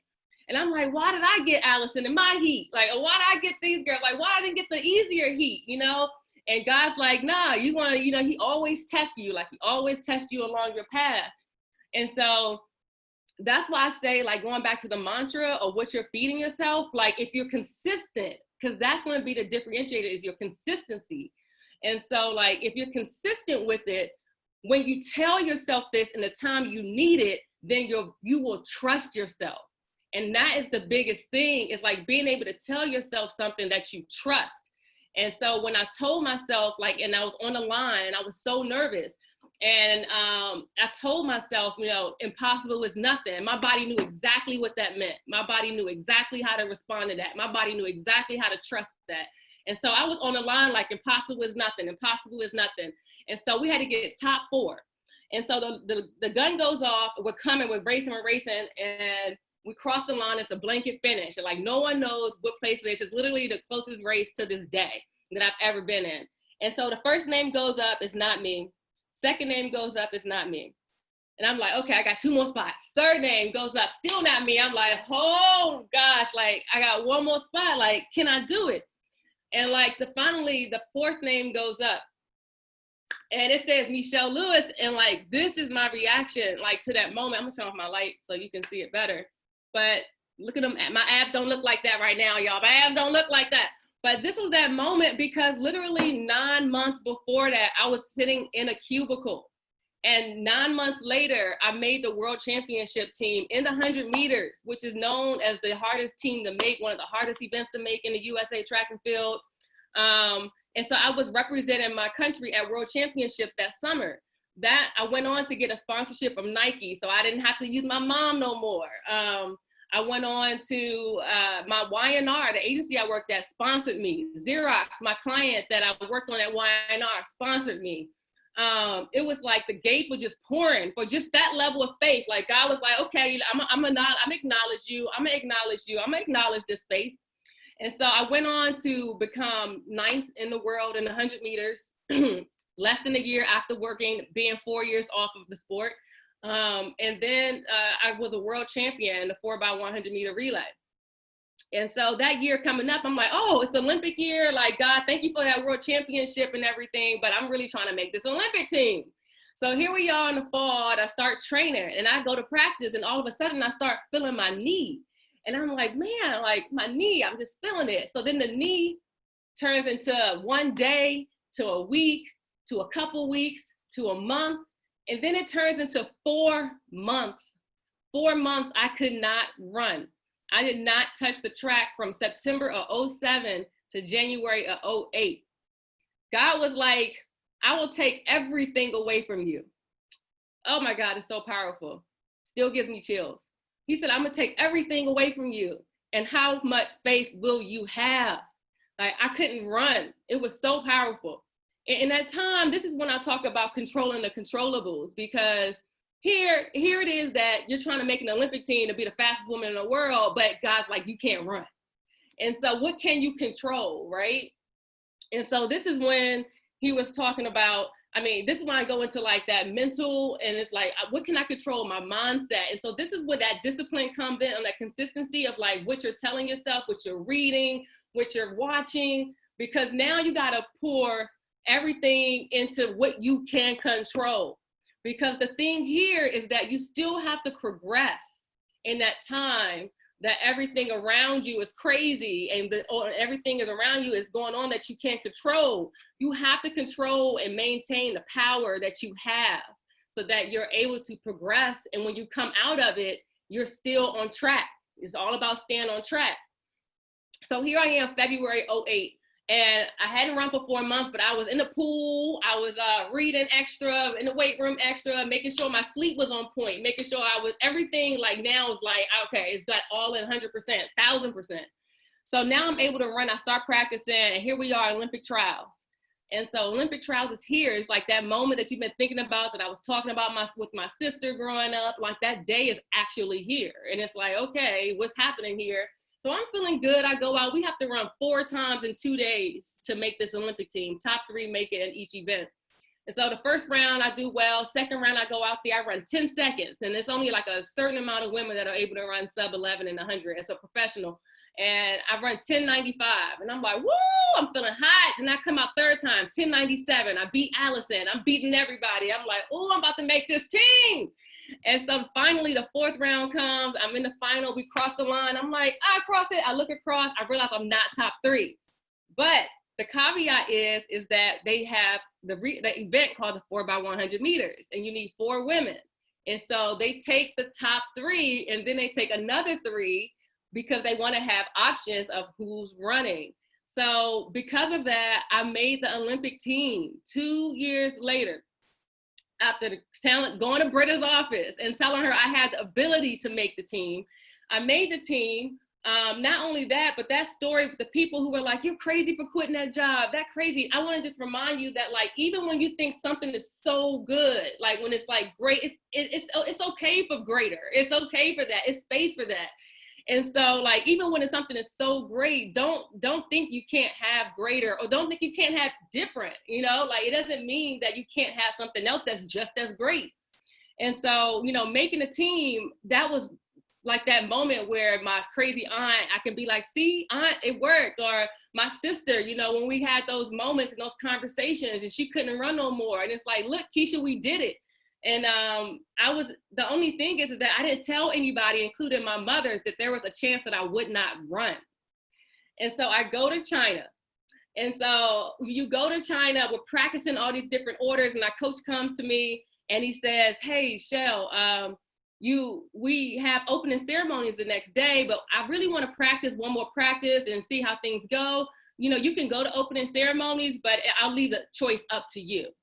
So it's like, really, like, what choice do you think I'm going to make? Am I going to go to opening ceremonies, or going to go to last time of practice? And I don't even know if I'm running at this point. Keep in mind, moms and my husband now, Y&R people, have already booked tickets to China. No one knows that there's a chance I'm not running. And so I missed opening ceremonies. I watched it on TV like anybody else, because that was only one thing. That same intention that I woke up to every single day was that same intention I woke up to when I was in China. So I went to that last practice. 2 days before the race, we still don't know who's on it. So we finally get the call, and I get the answer. They're like, come to room 222 in the Olympic Village, come by yourself. It was like some spy movie or something. And so I get the call, I go up there, and I sit down, and I know that this person is about to tell me either the worst news of my life or the best news of my life. And just like that. And so I sit down, they're talking, I'm like, I don't even care, just say it. And then finally he looks at me and he says, Lewis, you're running second leg. And I mean, I was like, yeah, like on the outside, I was cool though. I was like, okay, yeah, you know, yeah, okay, I got you. But on the inside, I was like, So, I mean, I really was selected to run. And so my mom just happened to land that same day. So when I had that conversation with her, like, she really had no idea, like, what I just went through the last month, like in between the trials and in between to actually being selected to run. So here we are, race day, we're warming up. I'll never forget, it was raining out there. And, you know, it was just, you know, it was your day. Like, the Olympics are here. It was time for us to go in the stadium. And so the men had to run first. And so the men run and they drop the baton. And so we're like, ding, like the men just dropped the baton. The USA is always known to like bring a medal home in the relays. So now we're like under the stadium, like, all right, women, we got to go out here and, you know, go out here and do our thing, our time. I wish I had my picture. I left it upstairs. And so we were walked out into the stadium, and in that moment, it's really here. Like, I walked out into the stadium, and it was like over 90,000 people. They're all screaming. They're all like chanting the same like Chinese like warrior chant. I knew exactly where my mom was sitting. Like, it was so electric, so tangible. And I remember just being so grateful. I remember the exact song I was singing in my head. It was Psalms 121, the Lord, you know, looked my eyes into the hills, where's coming my help cometh from the Lord. So I was just singing that over and over, because I was just so grateful that walking in this stadium, like, out of 4 women in the United States, I was one of them. Like, Shell from Oxon Hill. Oh, thank you, babe. That's my husband right here, y'all. 4 women in the U.S., like Shell, who was the girl from Oxon Hill, street racing, lining up at the cookouts, doing all this. And now I'm one of the 4 women representing the USA. And so it was a real powerful moment for me. But then I had to focus because it was race time. And so the gun goes off, we're in lane 2, we're coming around the curve. It's between us and Jamaica, because, you know, Jamaica had just went 1, 2, 3, and 100. Usain Bolt was breaking all the records. So I'm like, US, we got to do something this Olympics. We were having a horrible games that year. And so Angie's coming around the curve, and I'm like, all right, it's time, it's showtime, let's go. I put my hand back, I get the stick, flying down the backstretch. And so I'm passing everybody, like I'm just sucking them up, because we in lane 2, so I know I could pass everybody on the outside. So I'm like passing everybody, and then I get to Tori, and I'm like, all right, Tori, we're gonna get this stick. I'm like focusing, I'm like, I pass her the stick, she gets it, she's running around the curve, we in the lead, Tori's coming, going to Lauren, she's running, she gets to Lauren, puts her hand out for the stick, same exact exchange zone, the men just dropped the baton, we just dropped the baton, the same exact exchange zone. It was like a surreal nightmare, you know, like that Groundhog Day like type thing where you just saw it and it was like keeps happening over again. It was like, this can't be real. Like, this cannot be real. And so I remember falling to the track and like dropping my hands on the ground, like having an all-out temper tantrum. And then I stood up and I started walking around the track. And then, you know, at this point, it's just like, I had the longest walk because I was second leg and we always end on the back. So I had to walk all the way around and like really taking this moment. And so when I get to Tori, who I passed the baton to, this was Tori, like in that moment. And she was saying, you know, Shell, I can't move. And I was like, Tori, we gotta go. Like, it's just us on the track right now. And like all the 90,000 people watching us. And I'm like, Tori, we gotta go. She said, I can't move. And like, this is us sometimes, you know, when you find something that's just so heavy and so weighted on you and you feel like you can't move and like, you just don't wanna do it. And like, that was what I was recognizing that moment she was gonna be in. Like, when we tell this story with the 4 of us, she's gonna have to be like, yeah, when they ask, well, did you drop it? Like, I can say no. But, you know, Tori's gotta be like, yeah, I did drop it. You know, I was a part of that. So, you know, I remember like picking her up in my arms and she was 100% dead weight. And it was all about her. It wasn't even about me like in that. It was more about just like being there for her.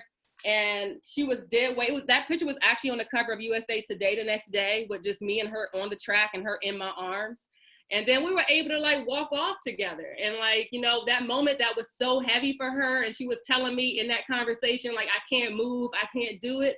Like after I was there for her, that support system, she was able to walk off the track and we were there together and able to do that. Just to show you a couple things, this is my actual uniform I wore that night. This is my actual bib that I had to wear, which was handwritten because our manager left our bibs in the Olympic Village. So we really had a Sharpie written bib. This is my gold medal from World Championships the year before when I became a world champion. And since then, you know, I've coached now. So they asked me to coach the professional athletes now. So my plan is to go to Tokyo next year. I would have been in Tokyo this year. So now I'm the assistant relay coach for the USA team. And then now I also founded Track Girls, which is my nonprofit organization that empowers girls using track and field, because track and field is known to be a sport that gives girls access to higher education, psychological benefits, social health. And so I just wanted to like be that person to like give that door, because that's all it is like just having that door and that platform. And if they see me, then they see like they can do it. And sometimes when people who look like me, little girls, when they see me, then that gives them a little bit extra motivation to say like, I can do it. And so I wanted to put myself in that position where I could help them do that. And so that's what I do with Track Girls. We have workshops and grants and camps and curriculum, and we travel all over the world. We've done camps in South Africa, but it's targeted to middle and high school girls. So if you need, and you don't have to run track, we just use women in the sport as motivators and role models. And we use it as a way to like connect with them, but they don't have to be track athletes. So, you know, I just wanted to say as I end this, you know, as you go on that path, you know, starting from the first thing, you know, having that vision, investing in it, you know, where you have something to lose, Going from there, you just really have to like check your environment, like who are your places and the people around you, making sure everything is aligned to being the best of who you are. Moving on, you have to make sure like how committed you are to the details, consistency. I remember when I was at my aunt's funeral and her grandson spoke, and he said, you know, one thing I know about my aunt is that her consistency. And when I heard that, I was like, you know, I've never said that about somebody, but that is so true. It's whatever you are consistent in is who you are. And like, it's so true. It's this consistency. So being consistent to like what you want for yourself, and it's not going to be easy. Remember, everything was taken away. You know, I couldn't run for 4 months Olympic year. And so like, again, what are you pouring into yourself? What are you allowing to take up space? You know, check those things because everything matters. Remember that first year back when I made that world championship team, the girl who I beat by 1,000th of a second.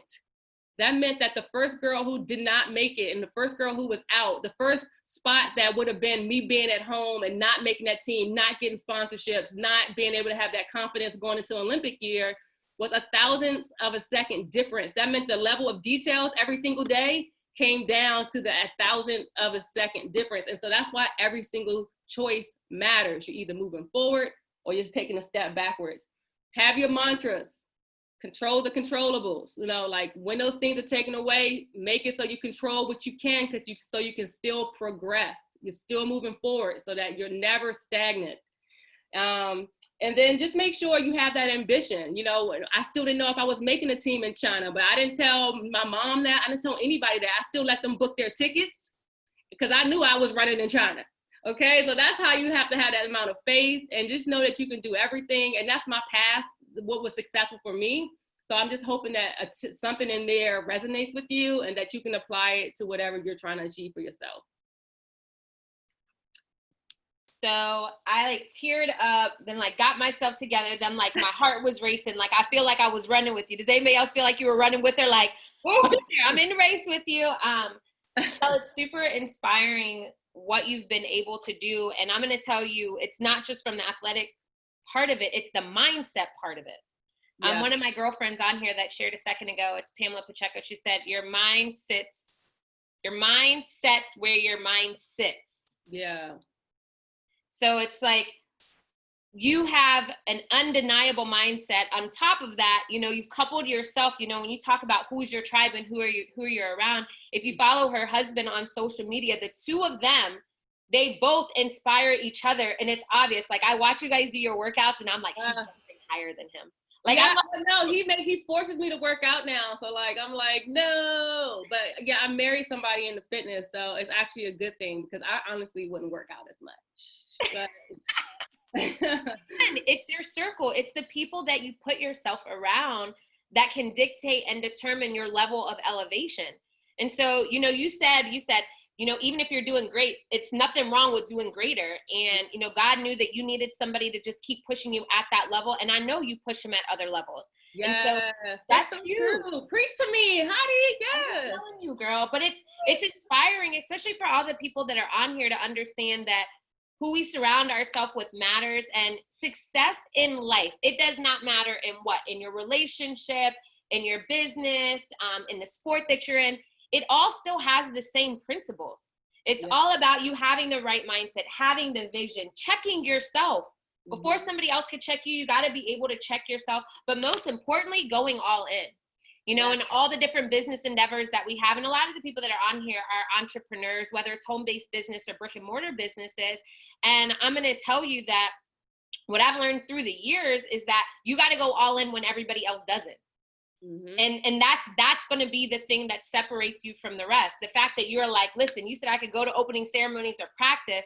Like instantly, I'm like, I know she's going to go practice. But there are some people that when they get the opportunity, they're like, hey, make that extra call or go to sleep. They're like, well, I'm going to just go to sleep. And it's those little steps that you take, the little nuances are the things that push you over the top. And so the reason you didn't drop the top, that make 1,000th of a second difference.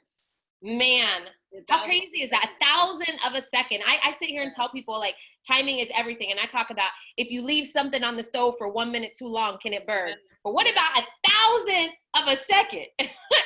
Like that alone should allow us to understand that, you know, we can complete anything that we want to in life. She went from not running for how many years did you not run before 4 you years, from 02 to 06. You hear that? 4 years to being the top four women in the entire United States. Guys, that gives me chills to say that, but it also inspires me and reminds me that we need to hear stories like that to push us when we're doubting ourselves. When we're thinking like, nah, there's no way. Like, you guys got to be able to tap back in and say, but my girl Shell, you know what my girl Shell did? She didn't run for 4 years, and then she was in the Olympics. So you can't tell me nothing. Like, if anybody says you can't lose weight, you can't go get this job promotion, you won't be a public speaker because you stutter right now, be like, but listen, my girl Shell did not run for 4 years. 4 years. And then was in the Olympics. If that doesn't speak everything, I don't know what else does. Guys, I'm going to see if there's any questions before we go into the next speaker. But again, Shell, I'm super inspired. And I didn't know your full story. You know, like, I like you much more now. You're definitely a girl crush of mine. Don't worry, Free. I don't want your woman. I got my own man, okay? But you're definitely in my girl crush gang now, you know. And I've always aspired to do some of the things that you've done, but I didn't realize, like, what you went through. So tons of love. Anybody got anything on here that you want to say to Mechelle before we hop off? And just so you know, on Instagram. Oh, y'all got the race on there? Yeah, your husband did. Did They put the race on there. Yep, you know he did. He's on that life. Like she said, her husband put it on here. So, you know, on Instagram, Mechelle Lewis Freeman. You guys are able to follow her. Also, Track Girls, and girls is with a Z at the end. How can we support Track Girls? What are the things that this community can do to support that cause? Yeah, I mean, one of the things you wrote about my grateful things is like the site that Track Girls has like received, like because I've been putting in the work. And that's the other thing about entrepreneurship. Like, you put in the work, and you wake up and you be like, nobody's checking for me. No one really cares like about this business. Nobody like is like thinking about me. And so it was so many times I wanted to like stop Track Girls, and like nobody was caring, nobody was checking for it. And then like right now, like unfortunately, like with the George Floyd, you know, death and like everything that's coming on, it's like now all of a sudden they want to tell these Black stories. And I'm an Olympian. I coach Olympians. I mean, I'm at the highest level possible in my industry and still wasn't getting checked for like what I was putting out there. And so I just think now, like for the platform that people are actually seeing it now. And, you know, now as the work is good, you know, the work's been good. And so one of the things, you know, you can do to support us, you know, go to our website and then go to the Instagram. That's where we're really active. And you can see on the link the different ways that you can support us, whether that's our programs, donating, or volunteering, or buying our apparel. Just go in there and then send me a message. You know, I'm very accessible. So just send me a message and I'll be here as a resource. For real, and she's not lying when she says she's very accessible. I literally hit her up. I said, hey, can you do this? She said, yeah, when is it? I'm like, hey, can you move your time? Yeah, I can do that. And I mean, that's what you look for. And guys, it's a tribe that you want to create. And all of us should have that in our minds. And, you know, part of my reason for putting this together, Shell, is because I have been blessed with a very good network, and I'm aware of that. You know, I've been blessed with the ability to network with different people, and I believe that I'm always in the right place at the right time. I really am. Like, everybody figures out how like things happen. Like, I work hard, but God always puts me in the right place at the right time around the right people, and I know that not everybody has that as their gift. Right. Yeah. And so guys, I open my network up to you so that you can be inspired and motivated and a conqueror over and over again for the different things that you have in life. So Shell, we love you tons and tons. Somebody wrote this, and I'm going to just do this really quick. It says, do you believe your faith sets you apart as a runner? Oh, 100%. I think your faith sets you apart, period. Like in all areas of your life. I mean, that was the biggest difference for me, coming back, because I held like God so accountable, and like whatever he wrote. I remember this time that when I was going through it, that thickness of it, and I read like Isaiah 43, and he was saying, when I act, who can reverse it? And so when he gave me that, I was like so hurt that he was telling me that this relationship was over. And I was like, what? Like, it's over? And I went back later to that same verse, and he gave it back to me again. He's like, you stopped reading too soon. And he gave me another scripture in that same chapter, and it says, for I'm doing a new thing in your life. Forget the former things, for I'm doing a new thing in your life. Do you not perceive it? And so when he gave me that on the same exact day that I stopped, and then he told me to keep reading that night, let me tell you, it at least made me understand that he saw me, and he really was like so real, that he knew how I was so like devastated on that first half of the day when he was telling me, when I act, who can reverse it, that he was letting me know, like, this is so real that I'm letting you know I'm doing a new thing and you can't perceive it. But if you trust me, just know I'm doing a new thing. So I'm never going to forget that scripture, because I knew he was telling me he was doing a new thing. So even when I like couldn't run for 4 months, or, you know, everything was so tough on some days, I just kept my faith on that one word that he gave me, and I was going to hold him accountable to that. And that was that same thing that just kept me going. And it really, really happened. It really happened. So I would definitely say that like faith is like a big part of it. And sometimes it's hard because I can't really go deep in that part of my story sometimes when I share it.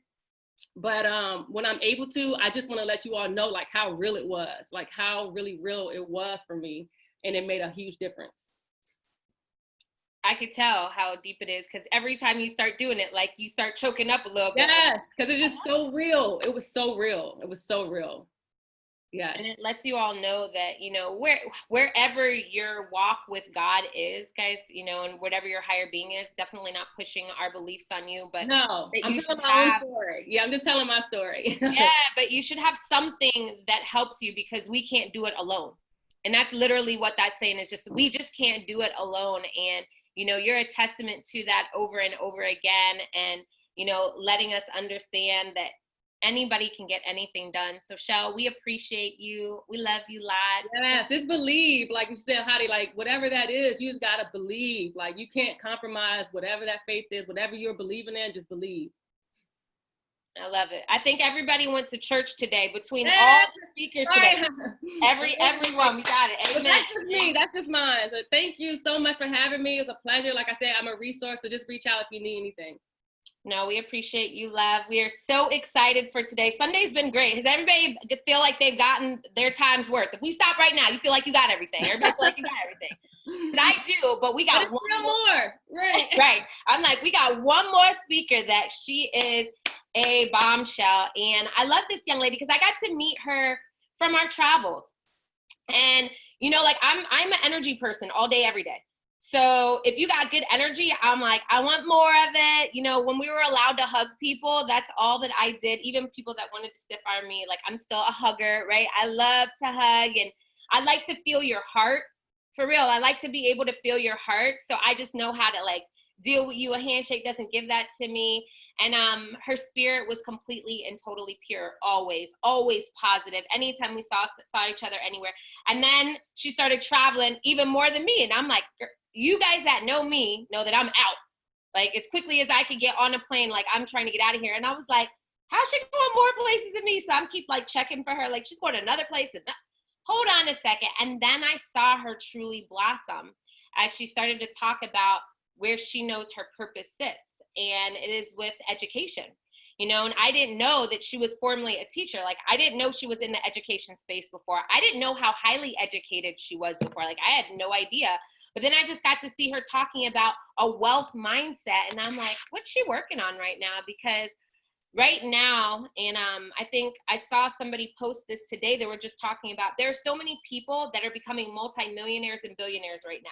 And some people are getting mad at those people that are becoming multimillionaires and billionaires, not understanding that you could do that too. You know, when everybody else is sitting still, there's certain people that are like, now it's time for us to go ham, go get some things done. And that's exactly what I got to see as I was looking at her page. So I'm just going to go through and read some of her stuff so you guys can know. Just a little bit, because I'm not going to give you guys all of it, but she's the founder of Generation Wealth, an education-based organization dedicated to helping both youth and adults learn and apply the foundational principles of building wealth in order to achieve financial independence. She was born in Brooklyn, New York, to Caribbean immigrants of Jamaica and Trinidad.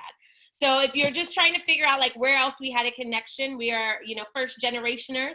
Like we had the crazy foreign parents, right? Smack us up real quick. We get it right back together.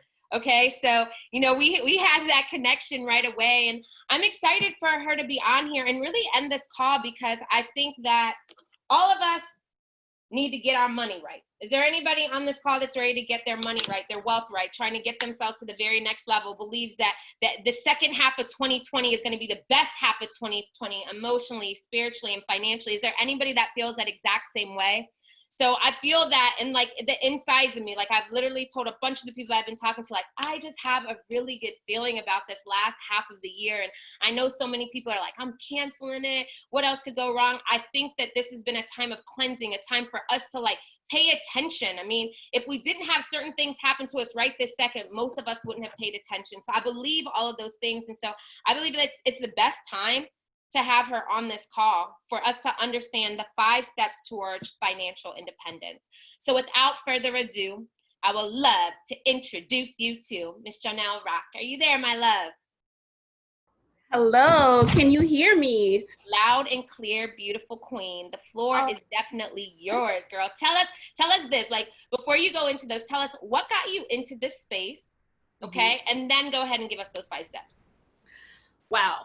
So, hi everyone, happy Sunday. I am so inspired. Mechelle, oh my gosh, your story. I mean, you are an amazing storyteller. Like, I was there, I was on the track with you.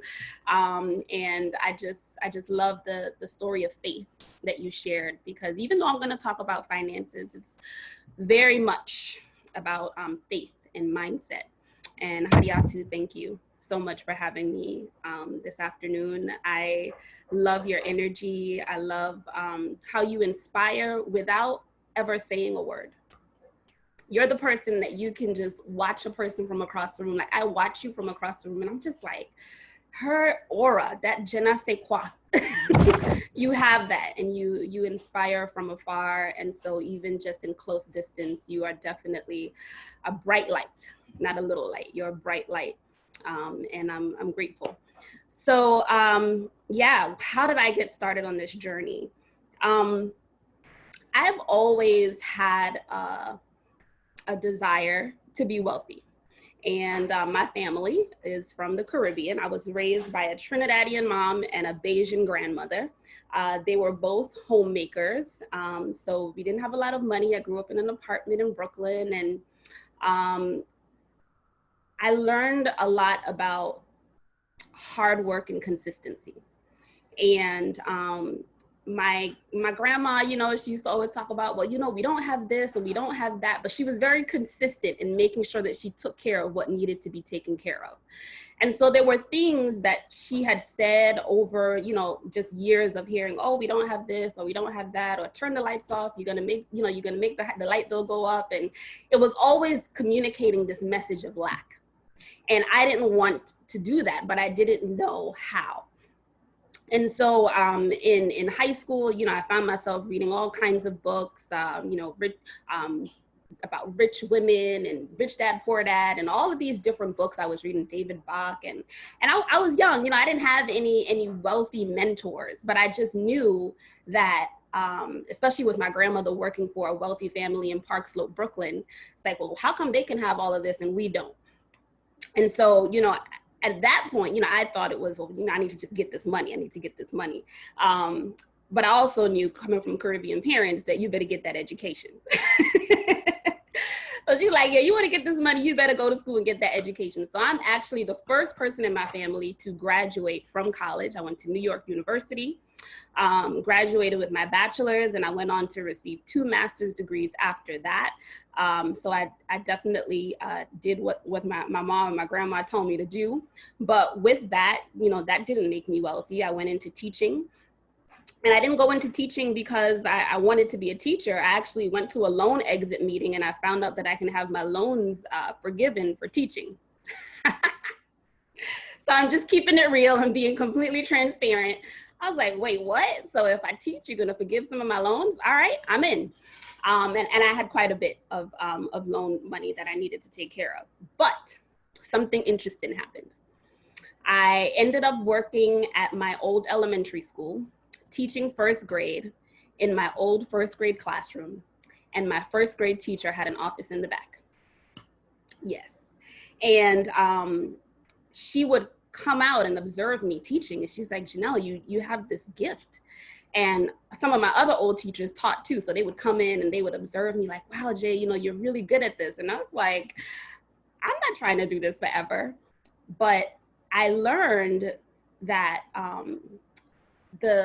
one of the greatest gifts is to inspire young people to do the best that they can. And I fell in love with working with young people. I fell in love with teaching, and it wasn't what I initially desired to do, but I still had this desire to, you know, get this wealth. And so I did my first master's thesis on financial literacy. And I actually did a study with my kids. I set up a store in the classroom, and they would come in, and I would pay them like fake money for every day that they would come to school. And they had a choice. Are they going to save their money in the bank, in the class bank, or are they going to spend their money at the class store? And so they learned about saving, about spending, and then they had a project where they had to come up with their own business using the money they had in the bank. And they would have to use that money to come up with a business plan. And I could not believe what 6 and 7-year-olds were able to do. And this was just like, it blew my mind. And so really and truly, like it became not just about me getting wealth, but helping young people understand the importance of this and doing it as early as possible. So fast forward, I taught for about 4 years, and then I left teaching for a while, and I came back to work now training adults, training them in all like about how to be good teachers and curriculum design and all of those things, and I actually got fired from my job. And it was, I was so angry about the whole thing because I was angry at myself for not doing what I needed to do in order to have multiple streams of income, right? I knew about it, but I just wasn't thinking about it. And so in that moment, that was in 2011, I decided that I was no longer going to be a victim to that situation ever again. I just changed, I just did a 180. And I ended up, you know, when you start to focus on something, it expands. And so that was my focus. I ended up starting my own consulting company where I would go on to train what I was doing with schools, but on my own terms, training educators. And I started to make in one day what it used to take me 2 weeks to make. And it was like an eye opener, and started to, you know, use those finances to start investing. One of the things I forgot to tell you guys, that's a really important part of my story. While I was teaching, I actually started to invest in real estate. And while I was investing, I actually partnered with someone who really was just so low on the integrity bar. It was crazy. And I lost all of the investment properties that I had invested in. And I ended up going into debt over $1 million. That's a very important part of the story I missed, right? $1 million in debt. And I didn't know what $1 million looked like. So just the idea of it was just so big. I was like, Lord, what am I going to do? And like Mechelle talked about, this is when you lose like everything, you know, what you didn't even have. It's just like, oh my gosh, like, what am I going to do? It takes you to that place where it's just you and God. And what I will say is that out of your greatest test comes your testimony. And out of that test came my purpose, right? So I knew, you know, I had this desire to gain wealth, but it's like I had to experience what it was to like have nothing. So I had student loan debt, I had credit card debt, and I had this real estate debt. And I'll tell you, it was like I needed a miracle. That's what I need. I needed a miracle. I was like, Lord, I don't know what to do. And he's like, I just need you to rest in me, and I'm going to take care of it. And so what I ended up doing was, what can I control? And so the things that I could control, I knew that, you know, I was still working, so I could still pay my student loans. You know, I could still pay off this credit card debt. I cut up all my credit cards. I put myself on the envelope system. If I didn't have cash in the envelope, that I wasn't spending any money. And this happened about 2008. By 2012, I had paid off whatever was left of my student loans. Because I didn't teach long enough to pay all of the loans off. So I paid off all of the loans, the student loans. I paid off the credit card debt. My credit score dropped from like about 650 to 480. I didn't look at my credit score for 4 years. And then one day I was sitting on my couch. It's like I heard the Lord say, go and check your credit score. Mind you, I had done nothing with these houses. I checked my credit score and it was like 750. And I was just like, what happened? All of the houses, it was just all in good standing.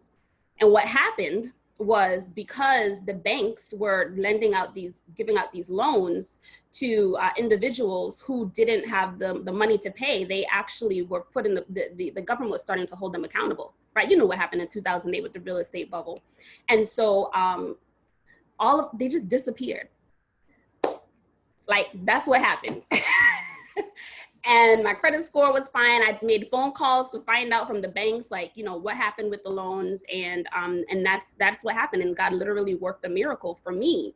But going through that experience, I knew that I would never go into bad debt again. And I started to implement certain things to start to grow my wealth and free up my time.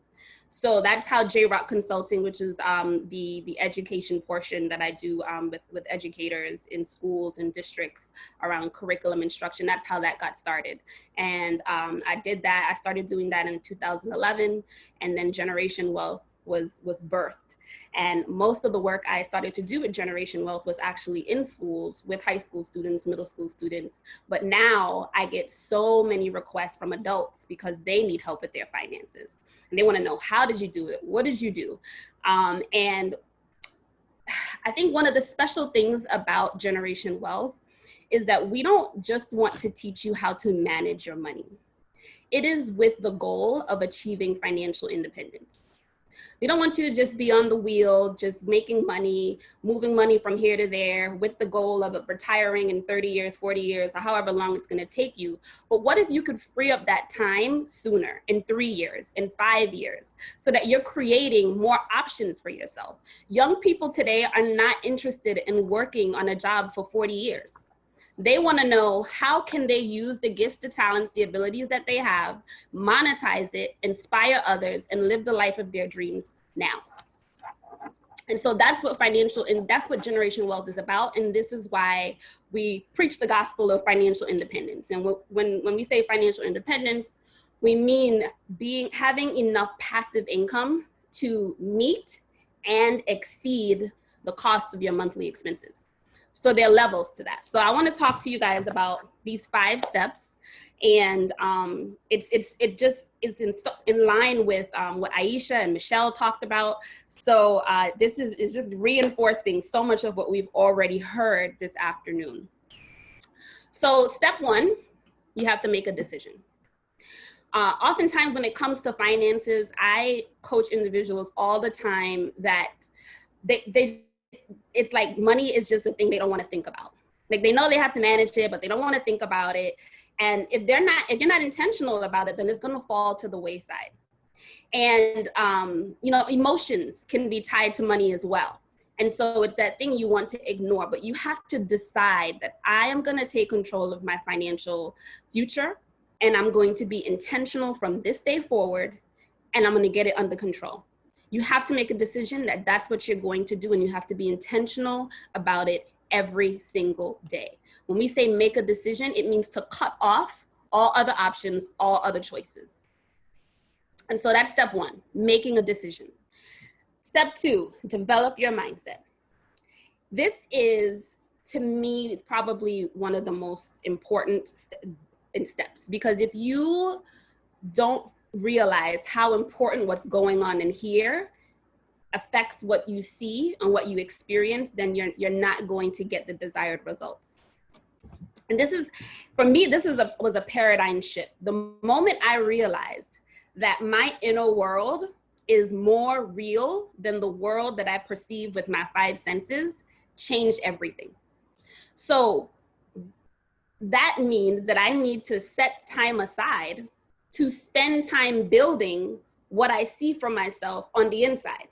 Because the more I build that, the more detailed and specific I get about a thing that I see, then the closer I'm getting to actualizing it, to getting it. So first you see it, then you believe it, then it manifests. So let's go back to my grandmother. She used to say, we don't have money for that, right? God rest her soul. Like she taught me a lot of great things, but that was one of those limiting beliefs that I had to overcome. I did not want my internal talk to be like, oh, I can't afford that. Oh, I don't have money for that.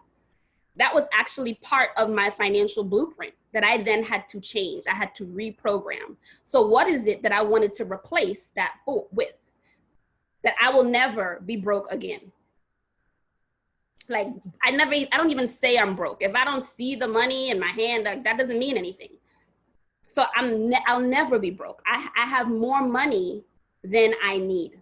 I have so much money, I have to give it away, right? So that's what I started to replace those limiting beliefs with. And then I would actually visualize, what does it look like to have more money than I need? What does it look like to never be broke? And build that mental image in my mind. And that is what's real. That's how you change your current reality. You have to, and what Mechelle was talking about, she said she got teary-eyed because she said she's talking about it, it's so real, right? And so even though she may not, the race didn't happen yet, she didn't make the Olympic team yet, she invited her mom and her boyfriend, like, listen, they didn't tell me that I'm on the team, but I'm running. That is faith. She saw it, she believed it, and it manifested. And this is something that we hear all the time. I mean, even as a believer, I have heard the whole gospel of, faith. But when you really realize how your inner world is so real and you have to spend time in that space in prayer and meditation, if you're always moving, always busy, and you're not building the life that you see for yourself, then again, you're not intentional about it. So develop your mindset. That comes with, like I said, examining your current belief about wealth and then replacing it with those beliefs that are healthy and it's going to move you forward. A book that I recommend that's really great is called Who Turned Off My Brain. It's by Dr. Carolyn Leaf. She is a neuroscientist, and she just has some, not just the theory, but she actually takes you through a process of how you can literally take an unhealthy thought and build it up to a healthy thought. And she shows you what that looks like in the brain, what an unhealthy thought looks like and what a healthy thought looks like, because we have the power to change our brain, called neuroplasticity, changing the way that we think. So that's one book I recommend. You also want to spend time building up your financial intelligence.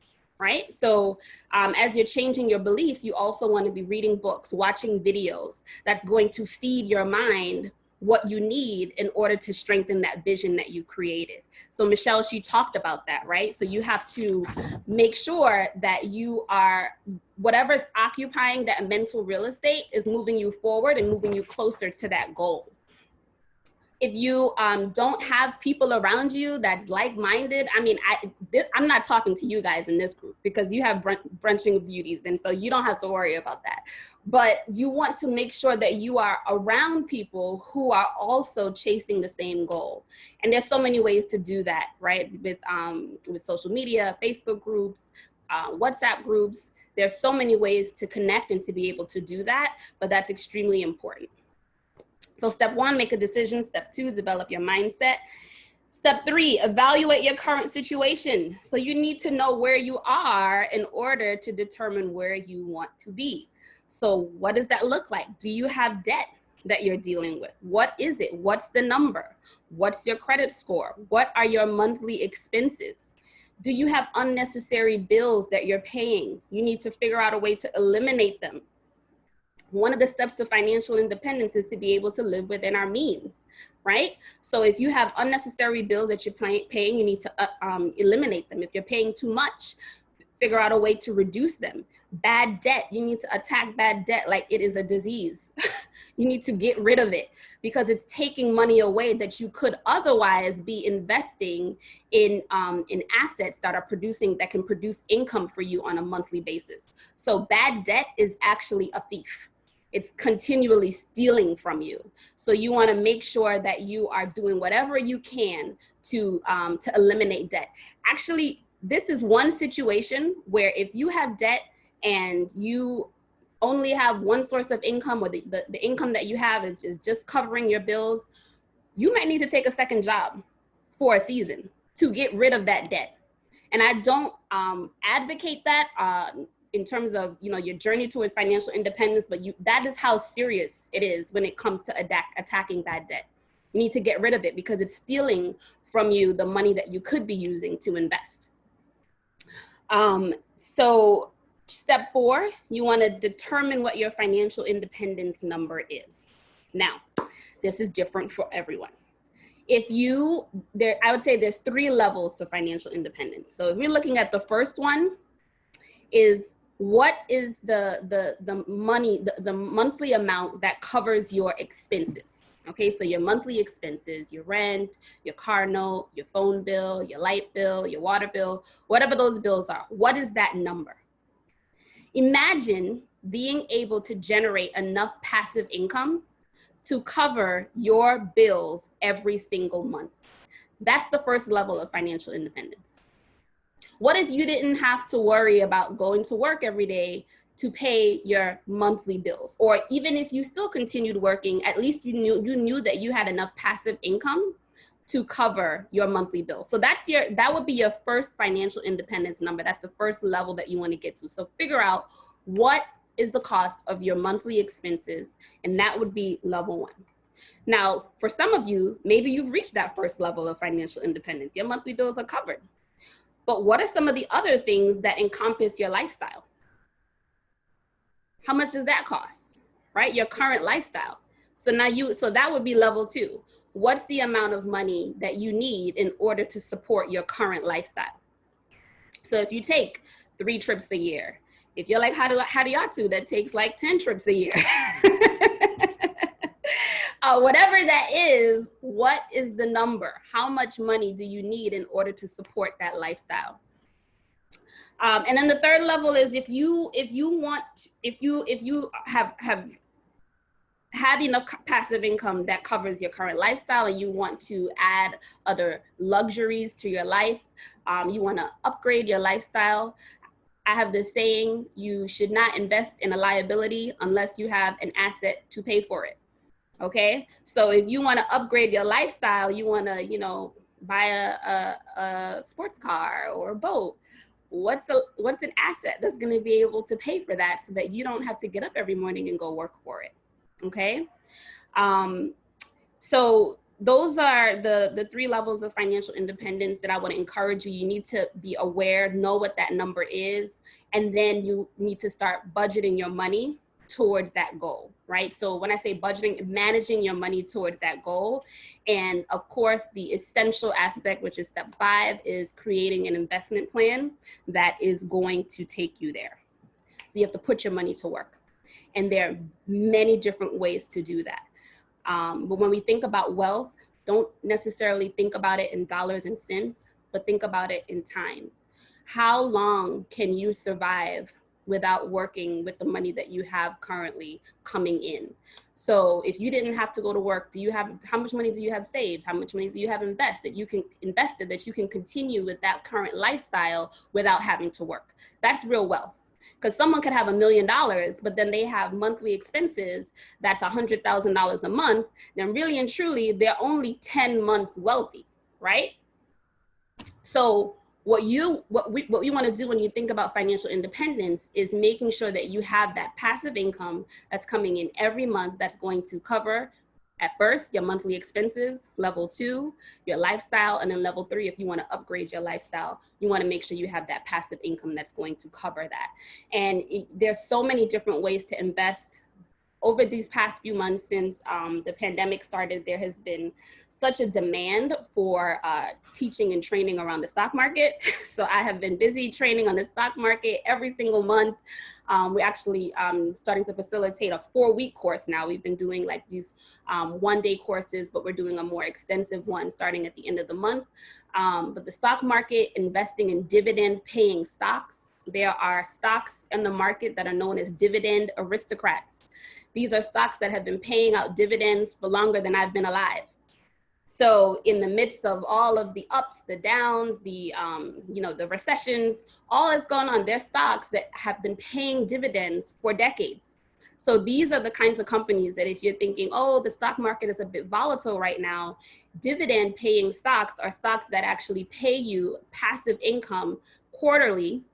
And sometimes there are a few that actually pay monthly. So that's monthly income that can come off of stocks that you're invested in, that you invest in on a continuous basis. And so you want to make sure that it is a part of your budget, that you are continually putting that money you're investing into vehicles that can pay you passive income.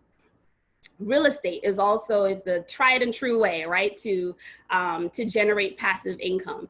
Now, some people may not be interested in being a landlord. Well, you can invest in real estate investment trusts. And real estate investment trusts, you can find them. They're also traded on the stock market. They're unique in that you don't need a lot of money to get started. You can buy one share of a real estate investment trust for about $10 now, and you just continue buying shares. They also pay dividends.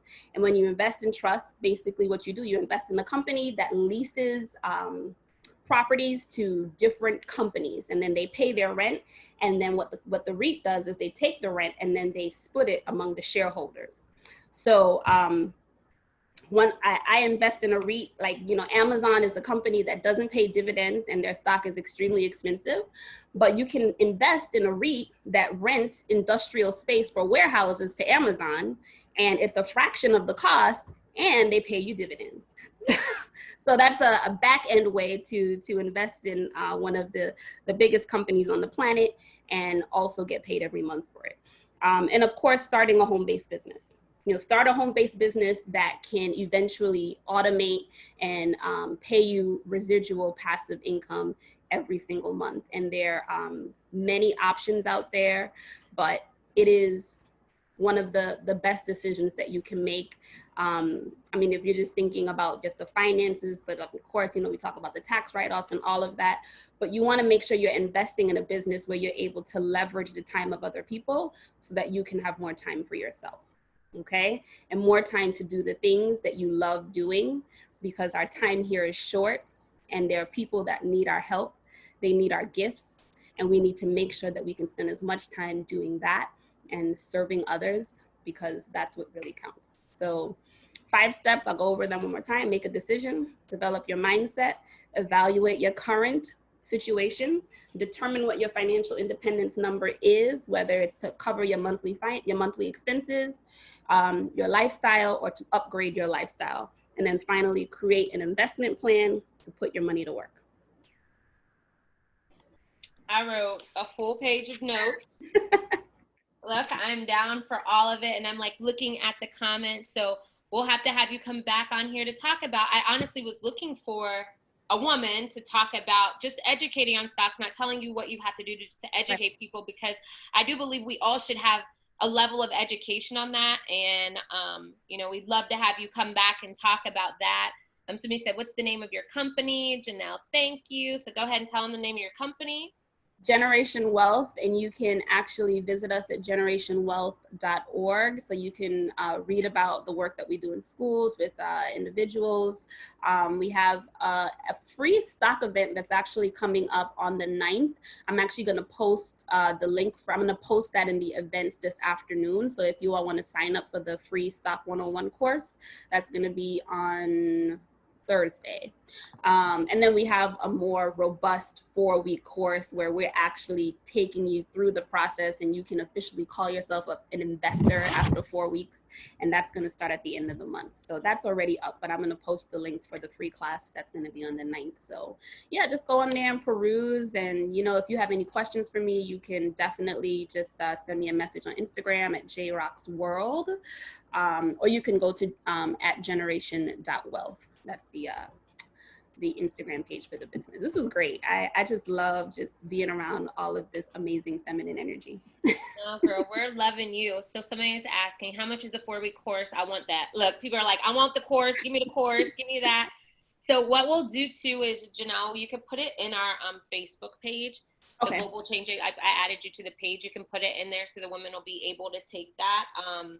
But I do want you to come on and give us, like I said, like the basics. Maybe it'll be what you do for your one-on-one. Maybe we'll do that on a Sunday so that everybody is able to get it from there and figure out if the 4-week course will make sense in their lives. And guys, when I look at this plan, it is that. It's exactly that, a plan. And for anything that we're trying to do in life, we need a plan. And most of us don't plan our financial success. You don't even know like how to do it. So these 5 steps are very valuable. And I like when I'm looking at your financial independence, like I paid attention to my monthly expenses, but you know what I didn't pay attention to is the upgrades that I would want in my life, because I'm a pretty simple person.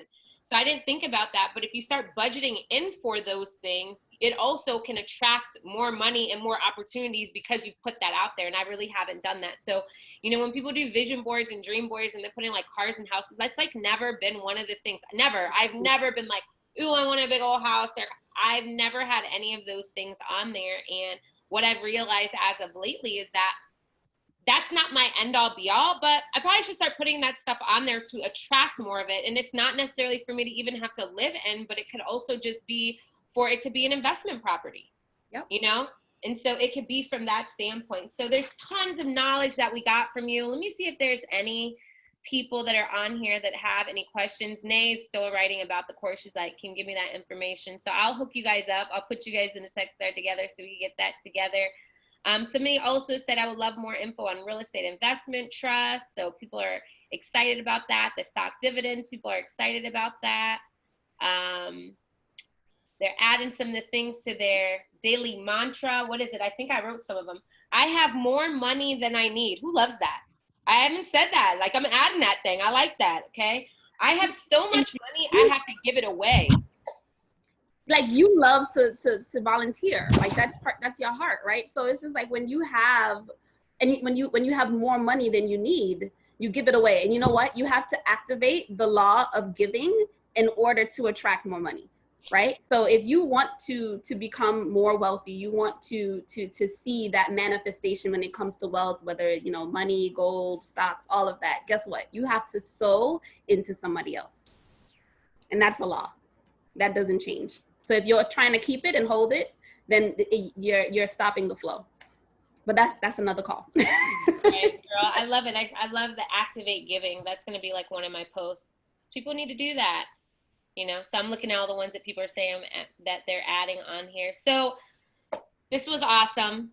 You know, we ran a little bit over, but pretty much everybody stayed on here because we wanted those goods, you know, and this is what life is about, is putting together groups of people that will talk and allow you to become better in a free space, ask questions, learn more, you know, and I know that you charge people to do stuff like this. So I appreciate that you're like, whatever you need, I'm here for the group. Like, that is love. That is light, guys. We are so blessed to have such phenomenal women today. You know, all 4, from Erica to Aisha to Mechelle to Jonelle. Like, this has been a great way to kick back after we kick the guys out, right? So, so we had all the guys before. We had a couple of them on here. We were like, you get out of here. Let us get back down to business. And so I'm grateful for you, love. We'll figure out some time that fits within your schedule for you to come back on here again if you're open to that. Absolutely. Yeah, we want to definitely keep this connection going. And guys, we're done. It's 30 minutes past our normal time, but I was not going to stop anything because I wanted all the goods that we had. I'll make sure that the recording is out. Know that you're always able to invite people. You know, just so you know, we have a Facebook page. If you're not a part of it, you can join it. There are no sales that happen. Any of the speakers that come on, though, they're more than welcome to solicit whatever they have going on, just so that we can all stay connected.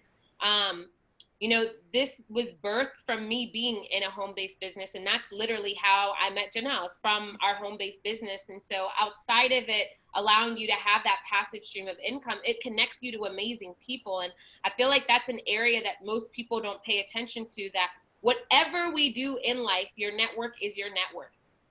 And you've got to put yourself in places where you can increase your network in a way that you wouldn't normally.